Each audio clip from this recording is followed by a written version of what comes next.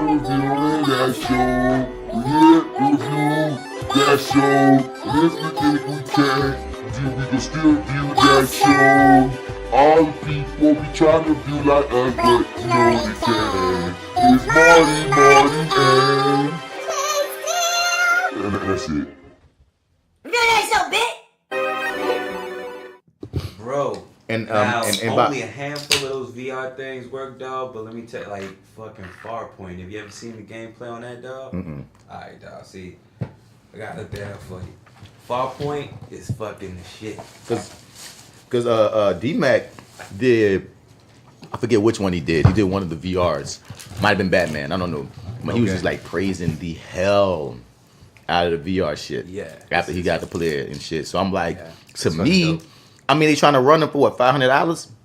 So to me, yeah, like instead of right now, instead of trying to move to PS5 in 2020, in 2019 and 2020, y'all should be trying to push and get more games for your PS4 VR. Yeah, realistically, do better promotion on the shit too. Realistically, dog, it's a whole nother games console. Yeah, pretty much. Really? You know what I mean? It's a whole nother game console. Yeah, no, it's a huge fucking commitment. I got one, dog, and that shit is kind of collecting dust right now because I haven't had really the time to do it. But man, when I was on it, it was like me and my lady was like in competition on this shit. You know what I'm saying? Like, why don't you go check the score? See who got the new highest score on there. Mm-hmm. You know, just go check it out. See what it is. You ain't got to play. Just, and you recommend it though? Oh, yes, I do. There's only like a handful of games really that I would recommend. And I think that are universal. No matter who picks them up, I think you'll have a good time with them. And I mean, and they really sort of showcase what I think the VR was made for. Mm-hmm. There's Blood Rush. What was it called? Breaking Dawn, Until Dawn, Blood Rush. It's sort of this.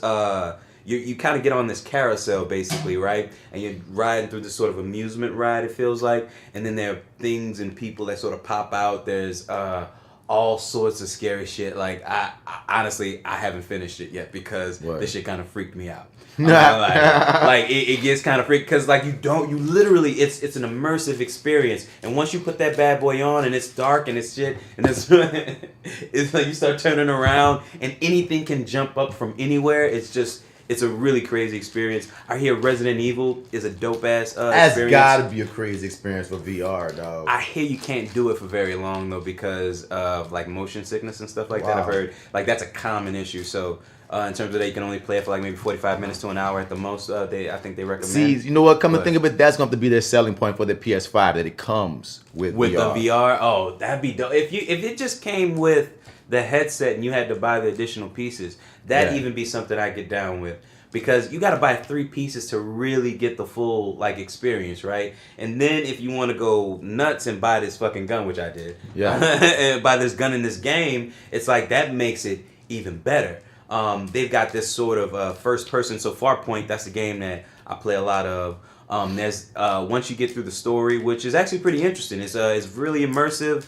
And it's challenging at times too. It's a really dope first person shooter where you're this crew. I forget where you're in space and you're I forget you're supposed to be going to help transport some people, and basically a wormhole opens up. And the folks who you're with, your crew basically goes through it first, and then you're warped through, and it's sort of you're trying to catch up to them basically, and there's sort of that there's a question of how much time has passed since they went through and you went through, and how far behind are you to them and stuff like that. So it's a really dope experience, and there's a whole bunch of like space creatures and stuff that jump out at you, and they give you these two. It's really fun, really dope. Don't want to geek out too much about it, but I'm just trying to play Batman. No, okay. So Batman is a dope experience. The only downside to Batman is really short. Really? Yeah, it's sort of priced at a point where it's like you can kind of tell this isn't going to be a long experience, maybe like 2 hours or so, I think. Yeah. But it's like, it's like $20 for that one. Okay, so yeah, they knew. Yeah, they know what's up with that one. What's up. Another one that I really want to play, I've only seen gameplay on, is Creed. They came out with a boxing for real? Yeah, VR game, and Word on it is actually pretty. Response time on it is really great. I didn't know Creed had a game, nigga. I didn't know either. Like I came into work one day, and so when they put together these bundles, I guess about a month ago, they started selling the VR system with one other game which escapes me. I forget the name of it. It's more of a puzzle game, but they bundled that game and Creed as a VR selling set. So I thought that was, I thought it was cool, and I was like, oh, okay, cool. This looks dope. But before I bought it, because it was only $30. Now, granted, any VR game that you buy, the average price on it is $39.99. You're not paying any more than $40 for any VR game because they're all short. They're all gonna be short. They're all now. Granted, the Farpoint game that I bought, and I bought it on sale, but I've been playing it for like a while now, and I've clocked a couple hours on it. So it, some of them have their links and stuff, but this, for the most part, you kind of know what you're getting into there, right? But it looked amazing. It looked pretty fun. The only thing that kind of the downside of it is it does look a little more cartoony than I wanted it to. Like it's a little more animated. A lot of the other stuff is, it's all, animation, but they try to go as real as possible. This one kind of played up the animation factor a little bit more. But otherwise, it looks like a real dope game. I want to give that one a shot. Was hoping it was going to be on sale just like Spider-Man, but you know what, can't win them all. Right. But yeah, I definitely recommend it. Farpoint is a game I get, and goddamn, what was the other one? Until Dawn, Blood Rush. I just stand by off the dump, dog. Like, I'm not the nigga that's going for Black Friday. I'm not going to the stores. I'm not about to fight you in lines. I'm not about to wake up at 5 in the morning. Right. But not gonna give them my Thanksgiving. Right, no, nigga. But if I can get it online, and usually, specifically for me, I only use Black Friday for games. Like I know, because I don't think of, like, for whatever reason, like I might need something right now. I might need like another comforter or a fucking shower curtain or something or whatever. Okay, fair enough. You know what I mean? Right. But these things don't come to mind for whatever reason. Maybe it's because I suck. But I just know that when I decided when I decided I'm not about to go to all these fucking stores, because the thing is this, you got to go early or damn everything's gone. You know what I'm saying? On a lot of these days. And I hate lines. I hate a whole bunch of motherfuckers. So it's not my kick. But something electronic or something that might get mailed to me or something online, you know what I mean, sparks my interest. Because, Cyber Monday used to just be Monday, but now most spots just make it all like a whole one and a half week affair of Black Friday online. You know what I'm saying? Pretty much. That's like the first time I noticed that games specifically were crazily discounted for the Friday, Cyber Monday shit. I was like, I found where I would spend my money at. You hear me? All these $70 and $60 games go down to $30 and $20, $40 games going down to $15. You know what I'm saying? And every really one of these games at one point was like $60 and $70 anyway. So to be able to get any of them for $30 and $20, and like I said, there's a game for like $8, nigga, boy. Yes, that's the bang for the buck I'm looking for, dog. For a $70 game for $20, man. Let's go. Did you do Black Friday growing up? Nope. Me. It was not a part of the culture of my family, dog. Dude, I was in high school before somebody explained to me what the concept of Black Friday might have been the same, dog. Yeah, you too. I might I had a teacher who was looking at me like I was a fucking alien, and I was real pissed at it. So I was like, "Well, fuck you. I don't fucking know what Black Friday, because we just that just wasn't something that we did. It wasn't like I don't know. We didn't have the disposable income to indulge." In Black Friday is what it really boils down to. If my people did it, they didn't tell me they did it. Okay, fair enough. You know what I'm saying? I didn't grow up with it being a thing. Do Black Friday as a secret. You know what I mean? So yeah, the most I can imagine is my people probably got whatever on the deals, and it was some normal shit. Fair enough. I grew up with my grandparents for the most part, so if they did do it. Not like they never indulged ever, but it wasn't a consistent thing. It wasn't a yearly thing we did every year. It was like, hey guys, we're gonna get this cheap TV. Right. Hey guys, you know what I mean? Because that's the thing that they make, and you can get all these things for the cheap, and whoop-de-whoop. It's like, my nigga, like, they going to stand in these forever lines. It's like, I don't guess. For shitty TVs, though. You know what the catch to all of that shit is? Here's the secret, everybody, to Black Friday.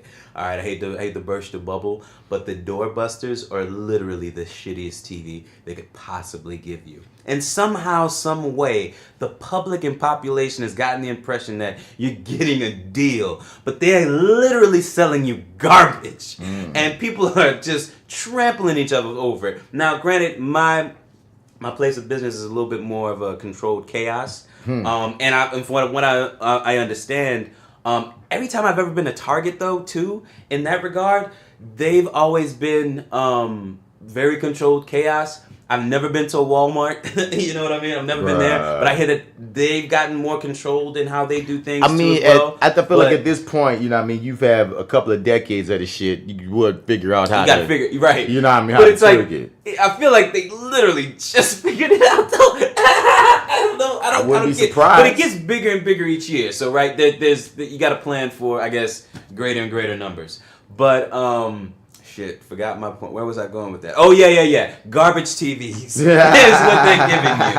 And it's like I'm sure at some point when this first originated, the whole concept of Black Friday, maybe there were deals. But, man, I'm going to be honest with you, dude. Now, I got to work it, so I can't talk it too hard. But it's not even worth it. If I looked at what was out there, I would wait till Friday.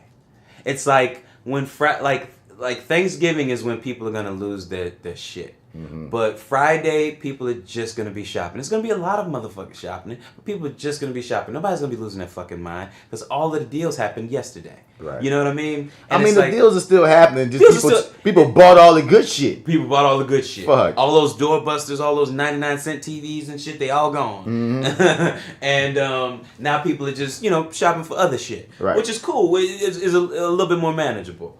That's why I say shop online, yo. Definitely. Unless it's something that you gotta go to the store for on the Black Friday shit, man. Look, they still have those same damn deals online, bro.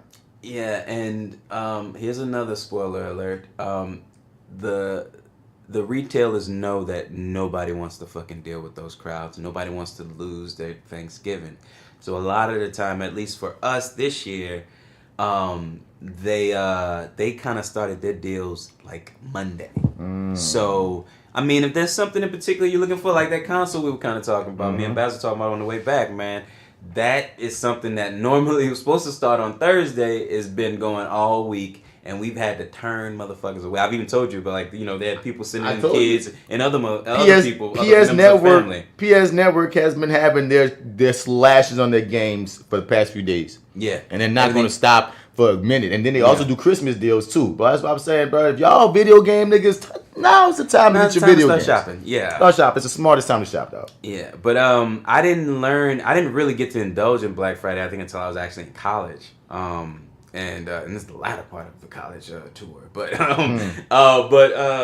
when I did discover, and even after college, when I would sort of indulge in it when I had the time, because I remember one time actually getting up like at 3 a.m. to go stand outside of, oh shit, I can't say that name because I think I work there now. Yeah. Anyway, I remember doing it once, maybe twice, but I remember doing it, and it just, for me, it was about the games.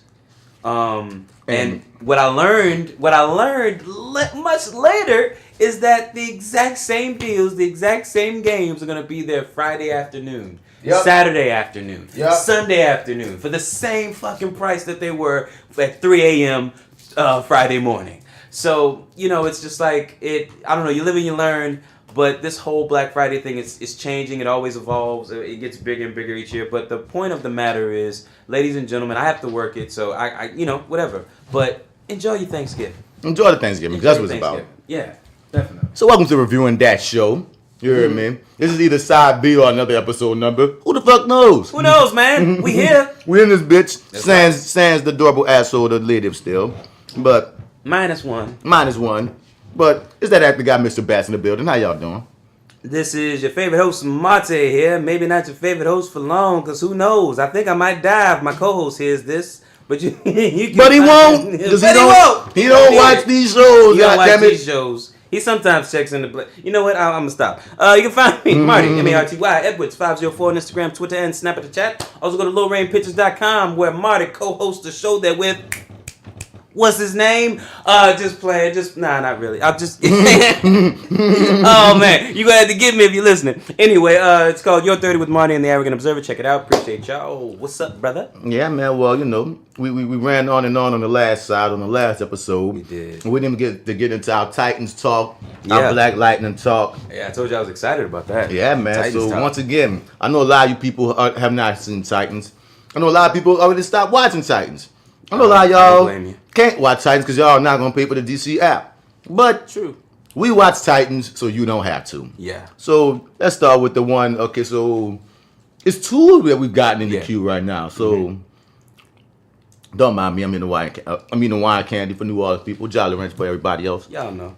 It did. And so this was the one where the nuclear family, we find out more about the nuclear family, about how, I don't know what they are, robots or... No, they're not robots. Brainwashed. They're brainwashed real people, which is even more fucked up. Yeah, it made me, it just brought up more questions of who they were before the brainwash and where are they getting their population of brainwashed, motherfuckers, because apparently there's a farm of these motherfuckers somewhere, because they just, hey, one of them went down, guess we just gotta replace him. Mm-hmm. Don't worry, he's still cooking. We'll have him to you in less than 30 minutes. You know what I mean? So it's interesting, and it just raised a bunch of questions. But God, that whole concept is intriguing. We could have a whole.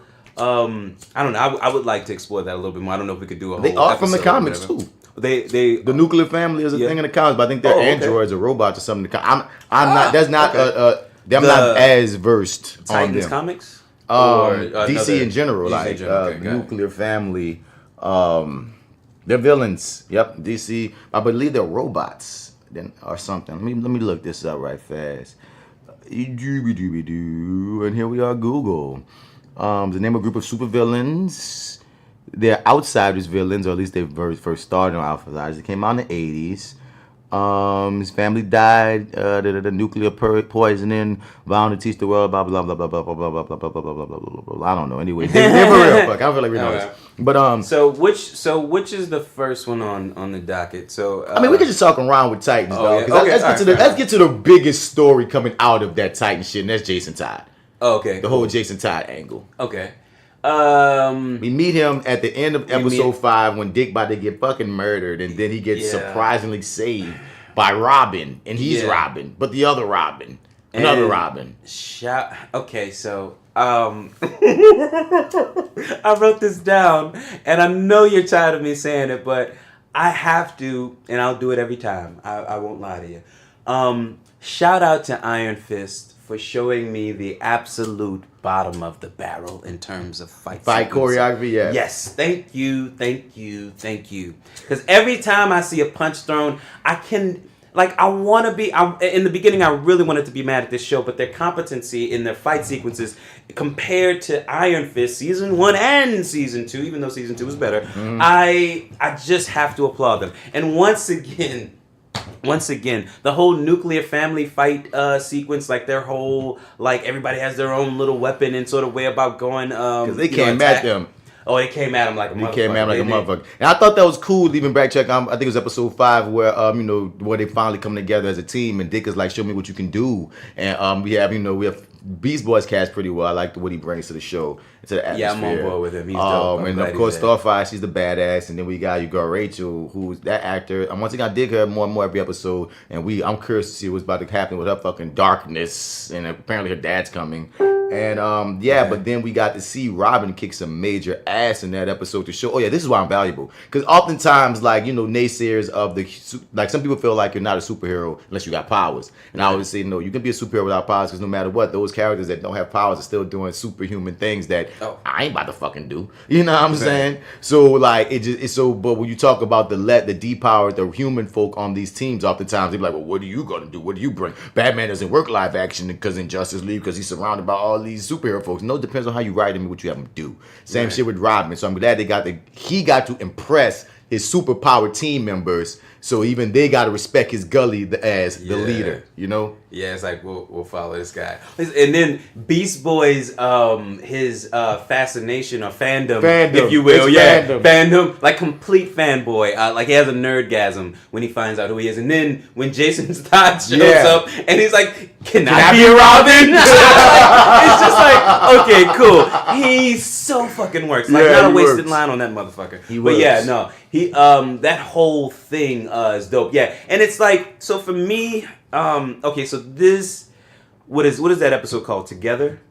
Probably. Or something like that. Okay, okay, fair enough. I think you told it to me. That's why I thought you. It might be, dog. But anyway, that is the turning point for me. That is when I give the guy my ticket and say I'm on board. I'm about to keep watching this show. Keep watching. Gotcha. Oh, and so and I wanted to thank you so much. You fucking drug dealer, because okay, so this is what I mean when I say that, because what you did was, you were kind enough to gift me somehow, some way, or you helped me out with watching the first couple episodes. Yeah.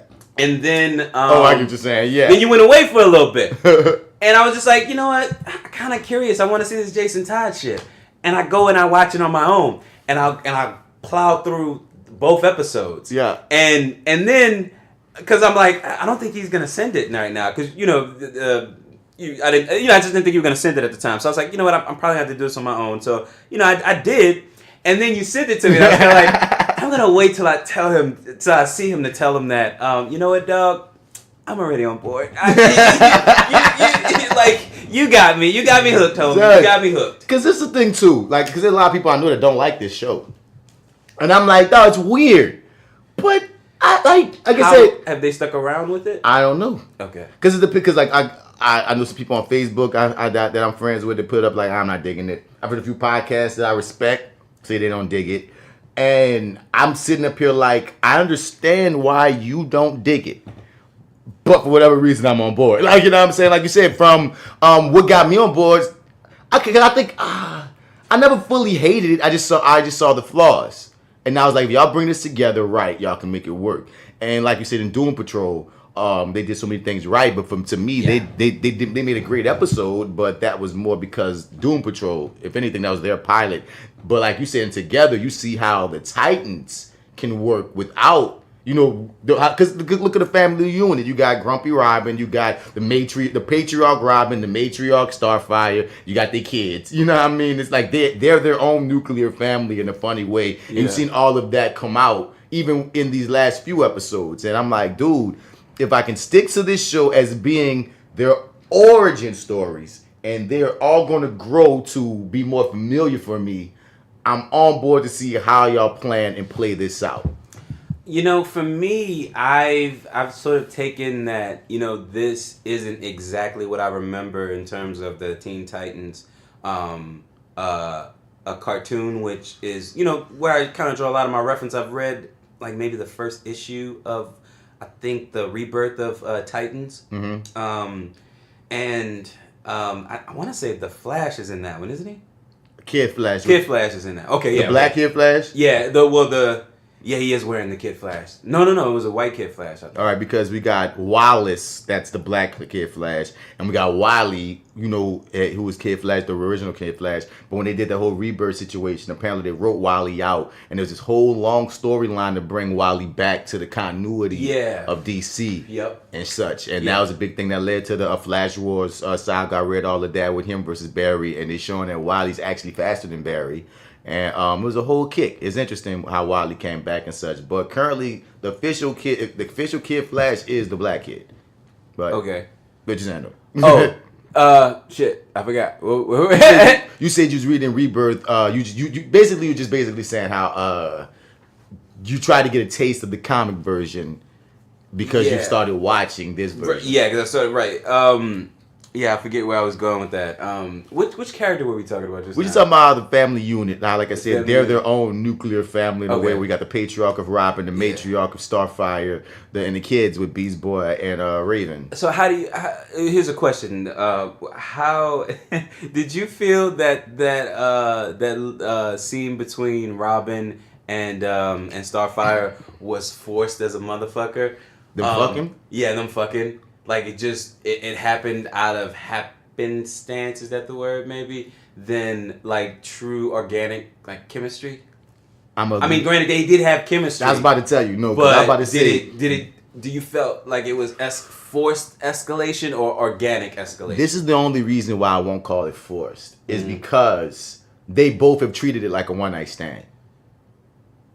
In the episode after, they're not being lovey-dovey. They're closer, but they're not romantical. It really just feels like, you know what I mean, we've gotten closer. You know what I mean? Right. Even the way it came about, even with Starfire, it was just like, okay, we just about to fuck. Even afterwards, Dick just kind of bounced. It was like, and I can totally believe that two attractive people while on the run and stressed out would fuck. True, You feel me? So since they're not trying to play it like we love each other, we even like each other yet. You know what I mean? I'll give them that. Yeah, okay. If they try to come on the next episode that these motherfuckers is trying to build some Starfire, would have been like, oh, so what are we of? Nah, that wouldn't have worked. So I like the fact of they got closer. They even have more respect for each other in a weird way, and like they're not even necessarily they do have more respect for each other. But when I say they've gotten closer, you know, you can take that wrong, but you can see how they're building. They've been building the steps in all these episodes since them two have come across each other.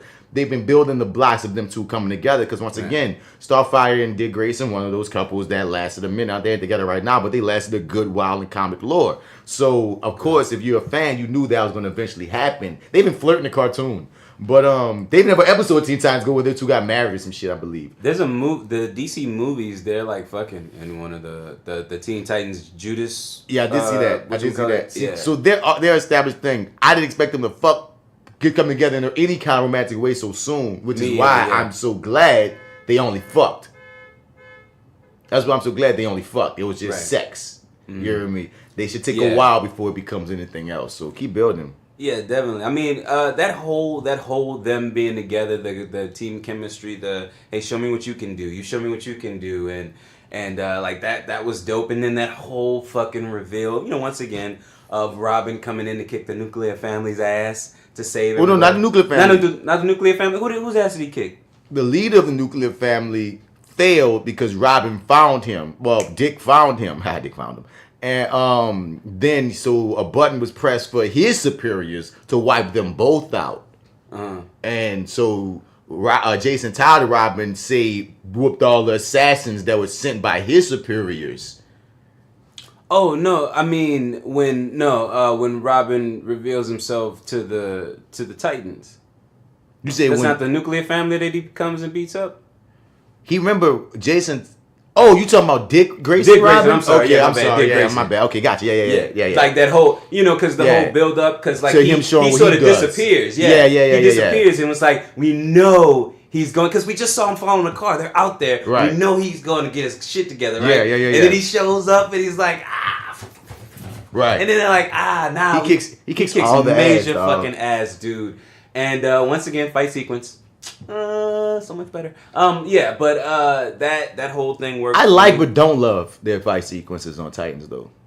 Now, granted, they're not the best. Yeah, because I just keep comparing everything to that. Oh, because Iron Fist is the worst. Yeah, and I feel like quote unquote on better TV. Than this. You're okay. Iron Fist is the worst. Let's say Daredevil is the best, right? With Arrow following a very close second. Because Arrow has, like, week to week, some amazing fight sequences and choreography, which is why I would expect more from Titans, even though, like I said, I don't have a problem with the fight sequences. Some of the things I listen to do. But when I watch them, I got no problems. But I noticed that they're not as good as Arrow and Daredevil. They're just much better than Iron Fist. They're like their own lane. Fair enough. Okay, I'll give you that. Because they're still entertaining. There's not like, oh my God, I'm watching this thinking, oh, these shitty. No, I'm not thinking that at all. The only thing, okay, so I will say this. Whenever I see CG blood sort of fall or splatter or whatever, I'm just like reminded, oh yeah, that's right. You know what I mean? Yeah. Like that always strikes me as like cheesy or whatever. It's kind of like I get that we need some sort of representation, but it's whatever their effect is, it's like TV budget effect, and it always looks the same, and it's just like it never really works for me. But it's like I just kind of go with it. It's only a moment. It's only a second, but it's like that second is like a cringe second. You know, every time. So it's like, and it happens a lot. You know. See, I let that shit slide. You let it slide. For whatever reason, effects. Like I'm not one of those people that's ever been a stickler about effects unless it's just horrible. So like, because I read so many reviews, I listen to so many podcasts that talk about these things, and sometimes I go see something and then I go listen or read and be like, damn. Didn't care like that. You know what I mean? When they start breaking down and shitting on effects. So while I understand where you're coming from for people that are into it, I'm just not that much. So, you know, I hear I hear you. I mean, and then also, too, you got they're on TV budget, so you kind of have to go in there with that But are they on TV budget, Titans? They're not? You don't think? I don't know what their budget is. Just the mere fact that they're on the streaming platform. They're not on. Oh, I feel like I don't know. I don't know what to call their budget right now. Yeah, I don't know. Yeah, fair enough. I feel...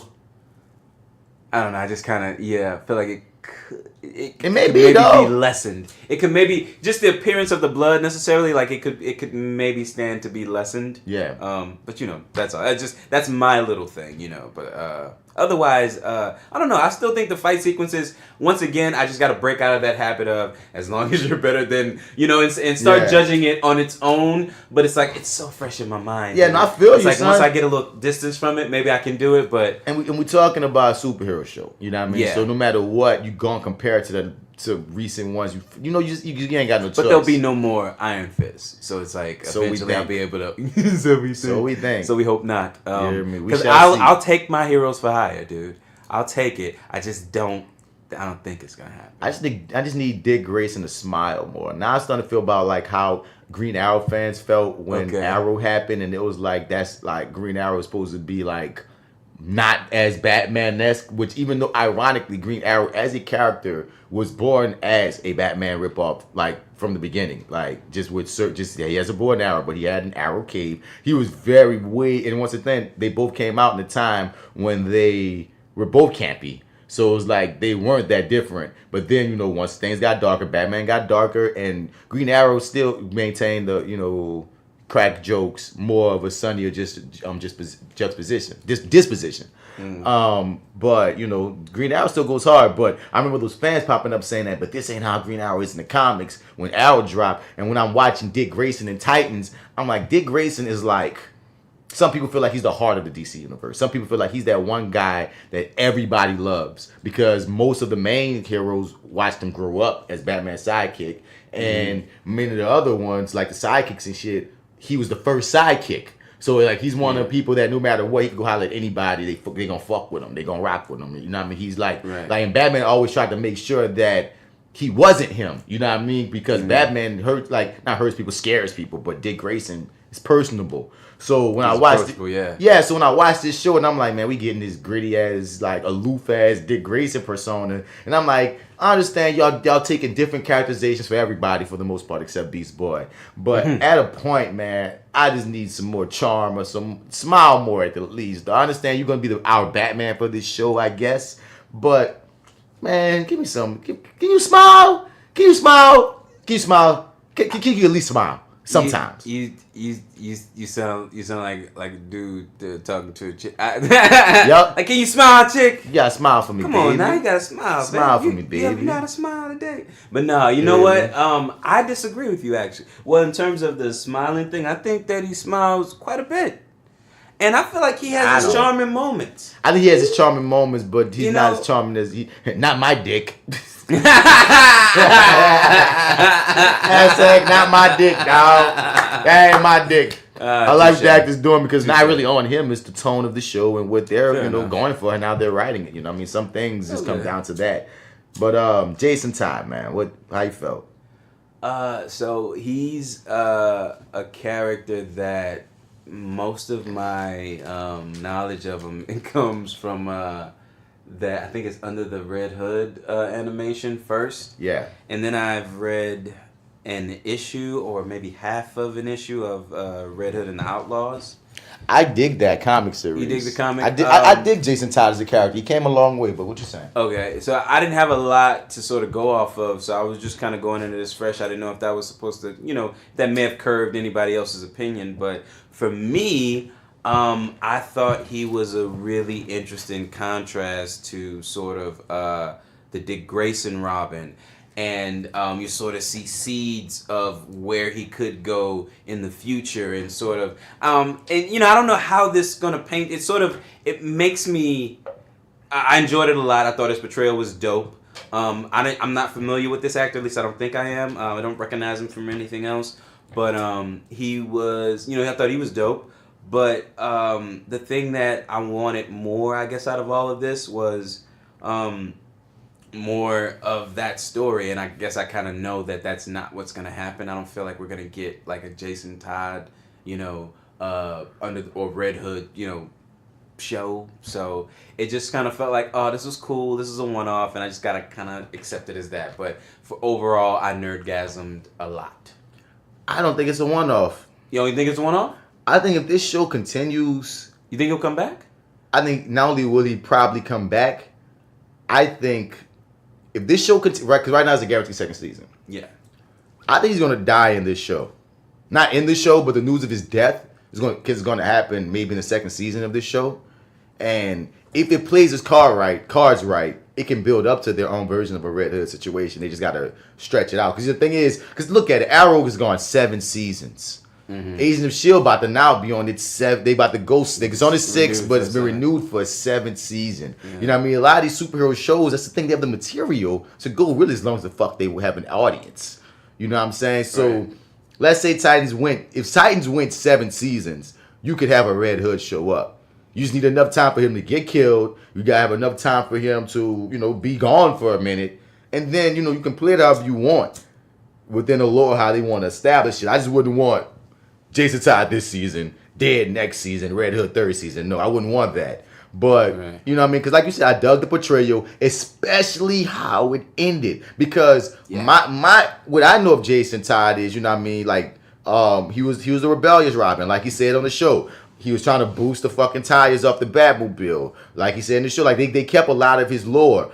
They had one thing that was some Tim Drake-ish shit. Oh, he said something that Tim Drake says, but I wasn't that mad because fuck, they gave this Robin Tim Drake's goddamn weapon. Because the long Dick Grayson has the 2 fucking sticks, the 2 short sticks like Daredevil. You feel me? Mm-hmm. And Tim Drake, the third Robin, he's known for the long bow staff that they gave Dick Grayson for some reason, and they don't have him break it apart. He has it just like Tim. But anyway, Tim Drake is known as the Robin that he figured out Batman's identity on his own, and his whole deal was what Jason Todd said was Batman needs Robin. It balances him out, and what they didn't get into is how Tim Drake basically explained, like, man, like ever since Jason Todd died, Batman's been out of control. He's been more reckless. He's been more violent. He's been more whatever. And like what Robins do is remind him that, you know what I mean, like, you know what I mean, puts him in check. You know what I mean? Balance, whether it's like whether you the wisecracking dick with the sunny disposition, whether you the motherfucker that needs a father figure, Jason Todd, whether you're his equal, because Tim Drake is like the detective Robin. You know what I mean?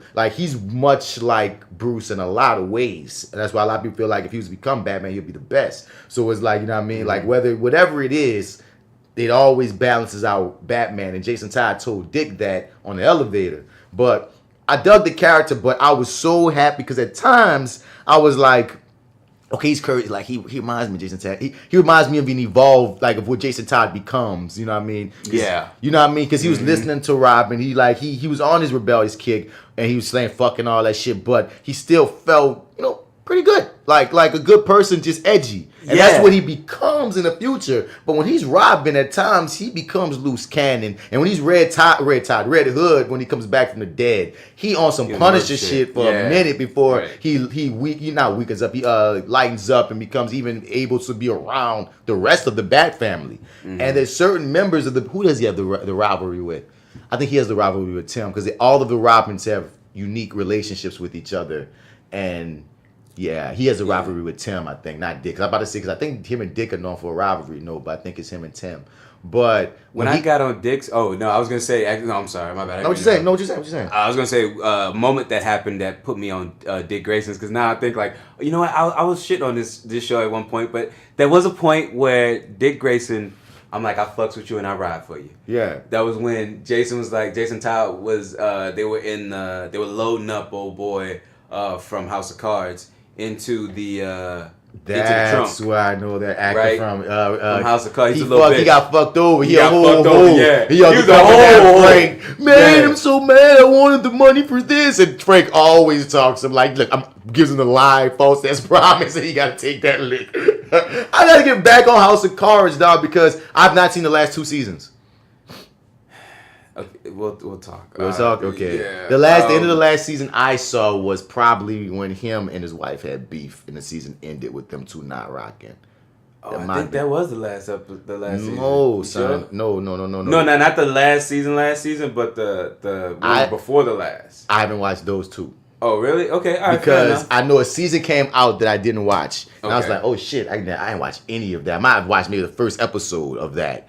And then this newest season came out where after they wrote Underwood out, and that's frustrating because I understood why they did it from a political standpoint fully. He was a fucking trash, but it's so frustrating on the show that was so dependent upon Spacey.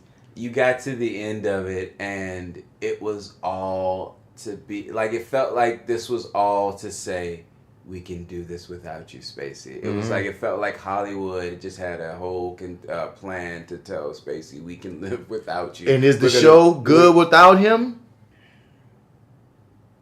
Because I love Claire, but the beauty of the show was them both. Nah, it's not the same show, dude. In my personal opinion, no. Did I get some sort of enjoyment out of it? Because I kept going. I plowed through that bad boy. I was kind of like, there's no point in savoring this. Let's just get through it. And I didn't like dislike a lot of my time with it. I was upset that they, chickens came home to roost on a lot of characters that were left over that I still liked, unfortunately. But otherwise, I didn't have such a terrible time with it.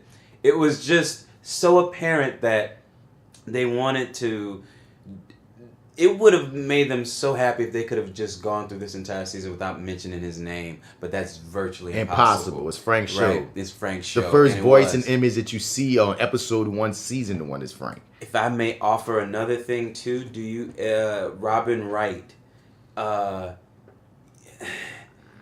it takes a certain skill to break the fourth wall, and I'm not quite sure she has it. Then there's another character who comes in who tries to break the fourth wall, but it's kind of like, I know you're there and I don't feel like talking to you. Right. I wanted to hear what Frank had to say. Oh, that's what he said. That's what the character says. Yeah. Oh, really? He's kind of like, I know you're there. He talks to the break before. He's like, I know you're there and I never cared to talk to you.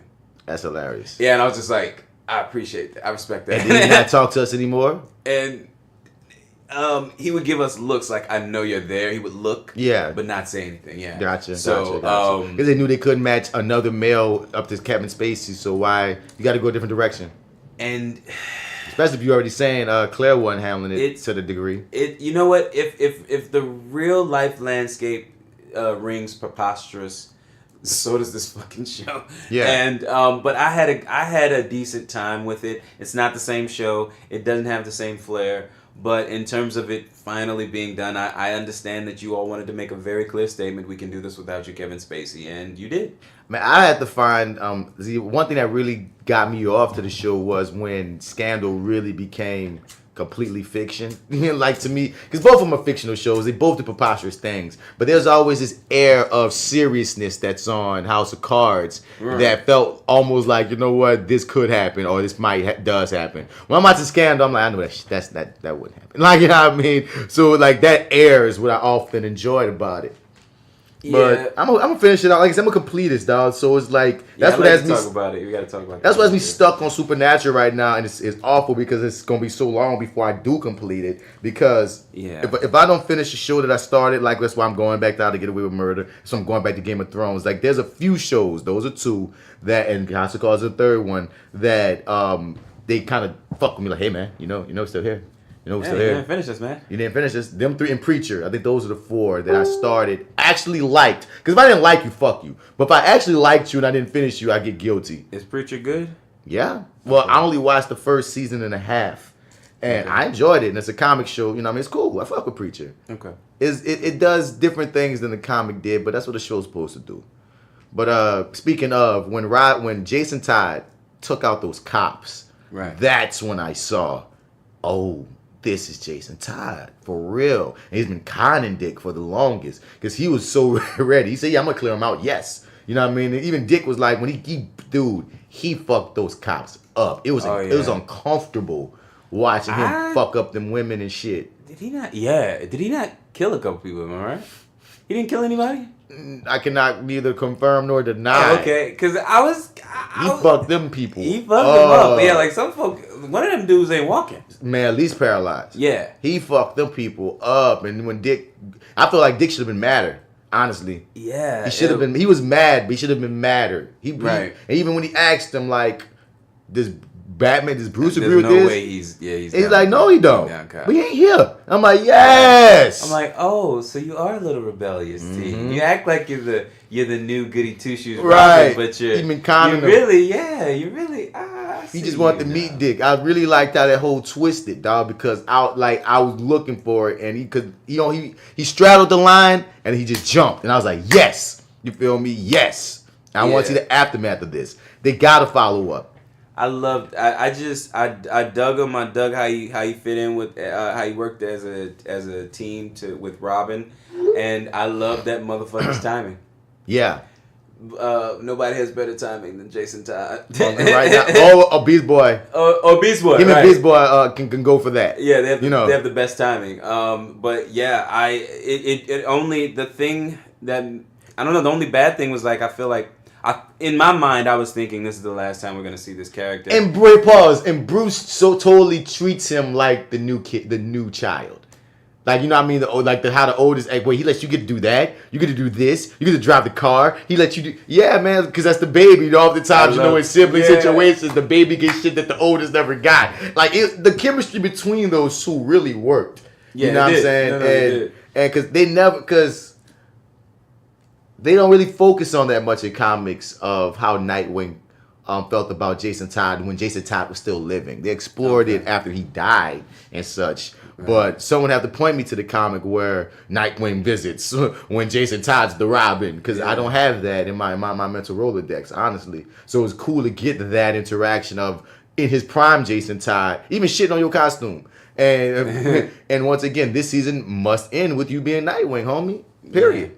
Well, also too, another thing that I my son asked him, why are you Robin? Like, he was so disjointed by being replaced, dog. You either give Mother Bird names to be. How come you can't be this or that? Why are you Robin? Yeah, what you saying, son? Oh no, I was gonna say I enjoy the fact that at the end of that scene when Robin's confronting the old boy from House of Cards. And he's fucking like, I'm gonna have my last sip of champagne or we can fucking leave. And Robin's like, I'm ignoring the fuck out of you. We're just gonna stand here and talk. Right. And then he's about to get his ass handed to him, and I'm just like, fuck, how is he gonna get down? They took him down. Oh shit, this is about to go Game of Thrones. What are they gonna do to Robin? Then like fucking old boy shows up, and I'm just like, how the fuck did you I'm happy to see you, Jason Todd, but how the fuck did you know to show up right here, right now? And then how they explain that, like, Robin, Dick Grayson has a chip tracker inside him. Inside all he's times. like, you didn't know about it? And he knew. Yeah. He's like, you didn't know? And I like that whole exchange too. It's just like all of that shit worked for me. And everything that you think is gonna be a deterrent for Jason Dick, Jason's like, I'm with it. What are you talking about? Come on, man. We get to be Robin. Hey, come on, bad guys, over here. And then, he gets to swoop in and take everybody out. It's like his concept of sort of what was going on. It's kind of like, he's like, nah, man, wait till you get my age, dude. You're gonna fucking see things differently. Or maybe not. Because it also made him in a way appreciate what he had to a degree, because he really felt that when the actor played this perfectly you're bothered that he's your replacement. Because you're Bruce's kid. You're on one right now, but at the end of the day, that's your pops. You know what I'm saying? So it's like, my nigga, it's like he got another kid and said, fuck you. He locked you out of everything. I love, that whole dynamic of... That was that's a gap for me, though. He didn't wait very long, did he? Here's the plot hole there for me, though, on some shit. What was that? Dick, if you need Jason Todd to open all these things, how when he leaves, are y'all gonna get in and out this bitch? Or how you gonna open the computer? Oh no, he did. Well, they might have covered that with a line, because he did tell Jason Todd, tell Bruce we're gonna be using this. So no. Maybe he's gonna be like, yeah, that's like saying, nigga, I'm here, open up the house. Maybe that's what it was. But yeah, son, the sibling rivalry, as well as he kept trying to teach him. It just worked. Yeah. And once again, like seeing him become Nightwing, you have to become Nightwing. You're not Robin anymore, dude. You got to become something else. Well, yeah, and I think this episode or the final episode really teased it up for that. Yeah, totally. You know? Yeah. I don't feel like it was a tease. What was a tease? It was hard tease. No, not a tease. Tease it up like. Tease Alley. Yeah. The Alley that big. You feel? Because and they made his character, and that episode in turn made his character more interesting. Yeah. Seeing him have to bounce off of his replacement, who's nothing like him. And once again, are you gonna tell Bats? How do you feel that that's what he got in your place? Because you got to take in like Bruce misses you. You're not even gonna look at that angle of it. You're still on fucking No, he misses you, dog. That's why he got another motherfucker, and he's accepting whatever. It's transparent. It's painfully obvious, but it's like he can't see it. They have to cast the Batman, dog. They only can go so long. They only could go so long with this shit without casting the Batman, dog, because they need to have a face-to-face at some point in this series. Okay, not even saying this season. At some point in this series, him and Bruce have to have a face-to-face because y'all building up too much shit. And to a degree, it almost feel like we talk behind Bruce's back a lot. What's his point of view on any of this? Is that written down in a contract or something somewhere, or is that just how they do things? That's just how we just know things are. There's no contract written that says none of the shows can use Batman. Okay. But oftentimes, they go to the heads, and the heads say, no, you can't. Like, the people create Arrow many times, like, ask them, can we have him, da-da-da. And they're like, you can't have him, but you have this, so da-da-da-da. So it's one of those things where it's a constant fight. And apparently Gotham is going to get to use Batman because Bruce has been in this show. So, like, they're definitely saying the last episode of this show will show Batman in Gotham. Mm-hmm. So I'm like, well, when Gotham wraps up, can we at least get a Bruce Wayne that he don't even have to never even get in the goddamn costume? Can we just have Bruce show up on some of these shows and just be Bruce? Fuck. That'd be nice. Something. Yeah. Shake things up. Starfire, man. Love her. I love her. I love the actor. Some people are opposed to how they've changed their character. I'm not. I love what they're doing. But they've been focusing a lot of time on Grayson, and we are no closer to finding out and figuring out what's up with her. Yeah. This one, the last two, I feel like we haven't been getting any new revelations. No, we haven't. You're right. Like, yeah, we are kind of stagnant in that regard, but I've still had a great time with both of them. I mean, they're building her with Dick right now. Yeah. They're building her with Grayson. So I see what they're doing. They're establishing her role in a circle. But it's one of those like, all right, okay, and I understand everybody got to get I'm sorry. We're talking about Starfire. Yeah. Right. You talking about Raven? Yeah, I was thinking about Raven. Raven's the central key to a lot of shit because the nuclear family are chasing them for Raven. Even at the end of this episode, nigga from House of Cards is like, I'm only talking to Raven. So she's always positioned as the most important character on the show in a way because she's what brings them all together. Beast Boy gets an affinity for her. Dick gets little brother sister shit for her. Your girl realizes, I'm chasing down her. So she to me never takes even when she takes a back seat, she's still there. Even when even in an episode together, her powers were disturbing and she can't really control them fully. Like, you know what I mean? And I don't know. But this episode was really for Jason Todd and Dick Grayson. The next ones look like the next one. Even at the trailer for the next one seems like they even talk about her father and shit. You know what I mean? And people come for them. So we're gonna see how it work out. Mm-hmm. I just like there's something else to watch for on the comic kick. This Titans joint. It's really becoming very entertaining. Something I'm looking forward to. Like I want to see the next episode. I'm looking forward to it. I'm probably going be jumping on it as soon as I can. So when do these get released exactly? Son, I have earthly no idea. Oh, serious? I just guess at the end of the week. Yeah, I just sort of check for it like Sunday, Monday. Yep, me too. Yeah. That's often. So I don't know what day it comes on. I look for it, and if a new one pop up, I'm like, time to illegally get this. Fuck it. But let's get into some Black. Do you have anything else on Titans? No. I'm on board now, man. I'm drinking the Kool-Aid. So, Black Lightning, episode 5. You have no idea what my life is like. The sacrifices I made. I've given everything for this city. Blood and sweat, my tears. I adhere to the law of the jungle. Either you're dining or you're dinner. Black Lightning. Yeah, man. So we spoke about this on the other side and such.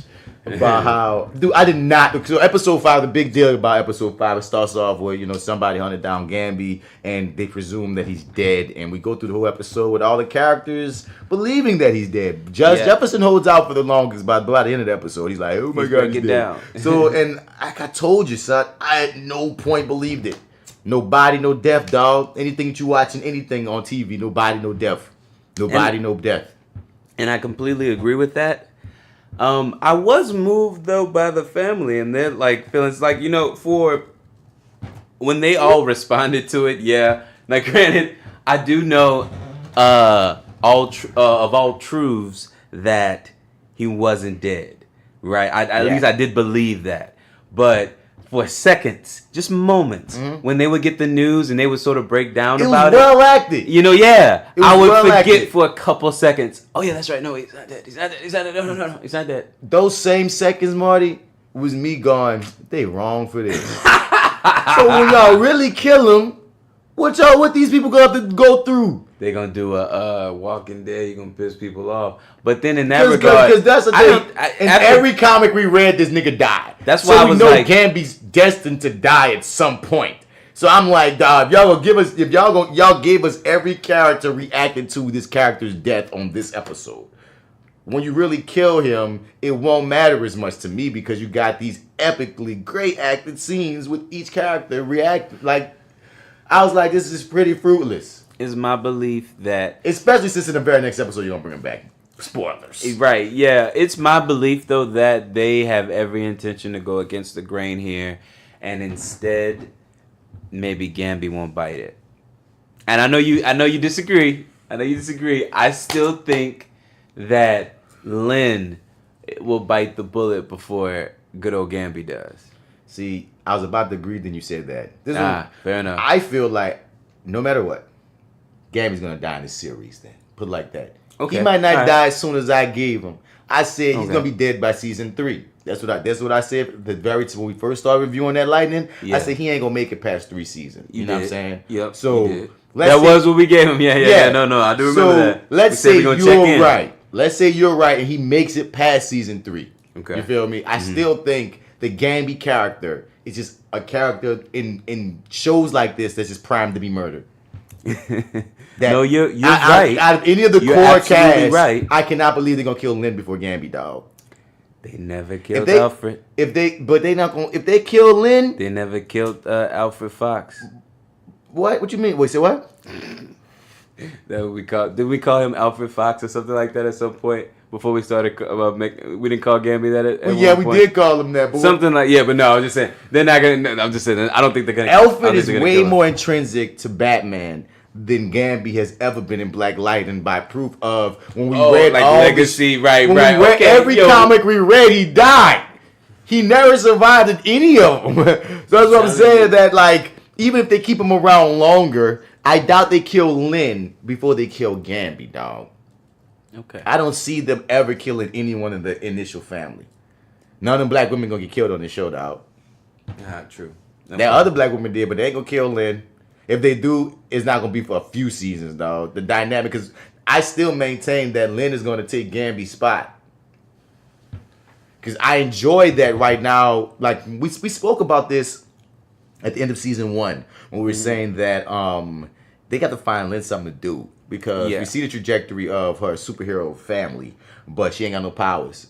And what they've done very well for her character in this season is they've given her something to do. And it's pretty interesting, especially in the most recent episode.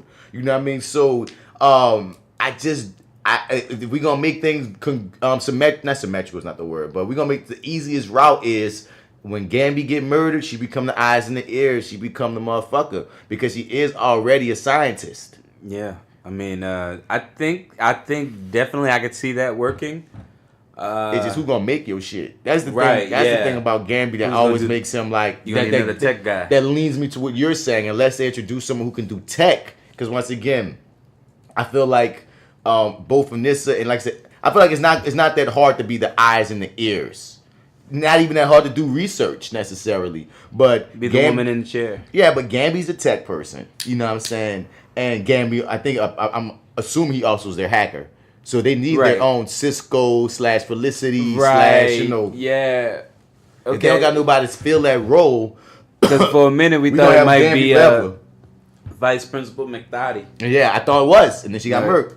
Yeah. And so it's Yeah, but I in terms of, because putting it in that landscape, that's why I kind of feel like it could be Lynn, and it would strike a heavy blow. Now, granted, it could not be for I don't know. I don't know how they would do it, but I don't know. I just sort of see that now. I don't know. I could be wrong. Could definitely be wrong, but I kind of see that happening. That's what my gut is telling me, at least. But we'll see. We'll see. We got to check in 3 seasons. We shall see, man. Let me see what else. Because that's the main thing. And something else I noticed in these 2 episodes, we have not seen the white principal again. No, we haven't, Mr. Mike Lowry. Mike Lowry.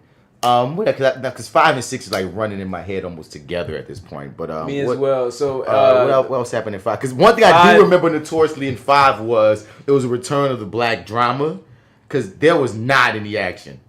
Yeah, it was another slow one. Now episode 5, I won't call it slow because I still enjoyed the episode, but I enjoyed it. We didn't get many super heroics. Right? Yeah, that's what I meant. But just a question of 5, to my memory, to make sure I'm not going too far back. 5 is when the 8 scientist tricks. That's how it Lynn. ends. That is 5. That's how it ends. That's how 5 ends. That's how 5 ends. She's Okay, reeling. Lynn's reeling from it right. in 6. Now what did somebody said something that tickled me, man, and I can't remember who it was. Was it Lynn that said like "you crazy bitch" or something like that? Yeah. That was okay, cool. Because I thought that was appropriately diabolical. Did you see it coming? No, I didn't. But like, I've kind of felt just as angry as Lynn did, because I felt just as fooled as her. I was like, oh shit. Like, we knew not to trust this bitch. Like, this bitch gave us every reason. She showed us, gave us all the breadcrumbs. Even as a viewer, I'm like, I should have known not to trust this chick. And yeah, she fooled me too. And I was just like, wow, I'm pissed too. I was kick her ass. I love that twist so much because throughout the episode I didn't catch it. Okay. But for some reason, as soon as that scene started, maybe because it was at the end of the episode, and I was just saying, damn, we haven't had any like bangs. Like it started with Gamby quote unquote getting murdered, but I didn't believe that. And there was something else that happened in the episode right before that I was like, okay, cool, interesting. Oh, it was that weird creepy shit with Anissa we gonna get to, when she tried to go to South Freeland and the cop rolled up on and it was like, oh yeah, that shit was so fucking creepy. But I'm gonna come back to that. Right. But it was probably after that I'm like, man, it just hit me. I was like, man, some old girl gonna fuck. Like, I didn't know that many was gonna die, but I was like, man, somebody gonna die. I thought I thought all of them was gonna die. My bad. I was like, oh, that's what I was saying to Joe. I was like, oh, they all about to die, man. They just about to get all the results out of them. I just figured that all of them was gonna die because old girl by them dying was gonna get the essence or everything they needed from, you know what I mean? She killed the other ones. So I was like, oh, that's how they gonna play. She said because Lynn made this whole cure thing, and through that cure thing, I just knew she gonna flip it some kind of way. Well, they all died, but the government got what they precisely needed. You feel me? Right. It didn't go that route, but it still was like when it went the route that it did, that was similar to where I thought. Right. I still was like, oh, you bastards, that was great. Like how you did it was great. No, yeah, it was well earned. Had to give him credit for it. I just, the thing is, it's like y'all got me. But it's like I feel like I wasn't paying attention. Yeah, y'all told me everything. She kept telling us half of them is gonna live. That's better than all of them dying. And she's been on this kick the whole time. Some gotta live, some gotta die. Yeah, like what your girl say? We believe it when somebody show you who they are the first time, right? Or whatever. You know what I'm saying? And like she's been doing it consistently every single time. Yep. And I'm like, y'all still got me. Touche. And bravo. And I love her reaction. I think she's the one called Lynn a bitch or something. Oh, is that what happened? See, that's what I'm saying. I can't quite remember. Because I remember when Lynn was like, get this crazy bitch out here or something like that. And then the chick was like, man, well, something. It was like straight supervillain status, dog. Like, I really rocked with even her execution of what she said in the end when they took her away. She didn't even care she was being taken away. Because, motherfuckers, you let her get the experiment on some motherfuckers, learn something new. She got to get some playtime, and I'm back in the hole. I don't care. They get like, I hope they do something else with that actor and that character, because I'm so sure she's coming back. Please, in some manner, like Tobias has to fucking recruit her, right? Like he has to recruit her. Oh wow! Like that would be cool as hell. Oh damn, that'd be some hella stakes right there. If he did that. I'm just saying, man. I just had an audition for Black Lightning. Funny enough. And yeah, but like. Since I just sent the audition in, I can't say any, cause like nigga, I can't say much, but just know that one of our niggas coming back. Continue. Bitch, you already know what I'm talking about. I can't get into words, but I was bucked up when I saw the name. But I can't say, bitch. Just know your first mind is, dog. That's who it is. That's what we leave it at. It is. But I know. You know I know. I was so excited. There's a ground, Monty. There's a ground. But and I'm mad because the audition I was doing, I already like they wanted someone older than me. That's why I was like, why am I even auditioning for this? Because like the breakdown is, I don't know. Okay. Anyway, son, I was. Oh, that's dope. Anyway, you got me happy, man. Hey, I was happy. Like, remember, I'm a fan. So when y'all send me auditions, I'm like, even if y'all don't cast me, I'm like, shit. I'm a fan of the goddamn show, so I'm still watching. Still gonna be here. So and then when I see the scene, I'm gonna be able to laugh and be like, oh, that's that one. That's the scene right there. There it is. But it'll be cool to Tobias recruit her. And once again, I just love what they're doing. They're keeping Lynn involved just in her own manner. What happened in season 5 with Jennifer? Was she? I know she's talking to Khalil in episode 6 and 5. What was going on with her? She's talking to him in 5. I can't remember the context. Of the conversation. She had a flashback because she ignored his call at first. I remember, and she had some flashback about how she was talking to him in the school, and then she left. And you know what I mean? But he still popped up, didn't he?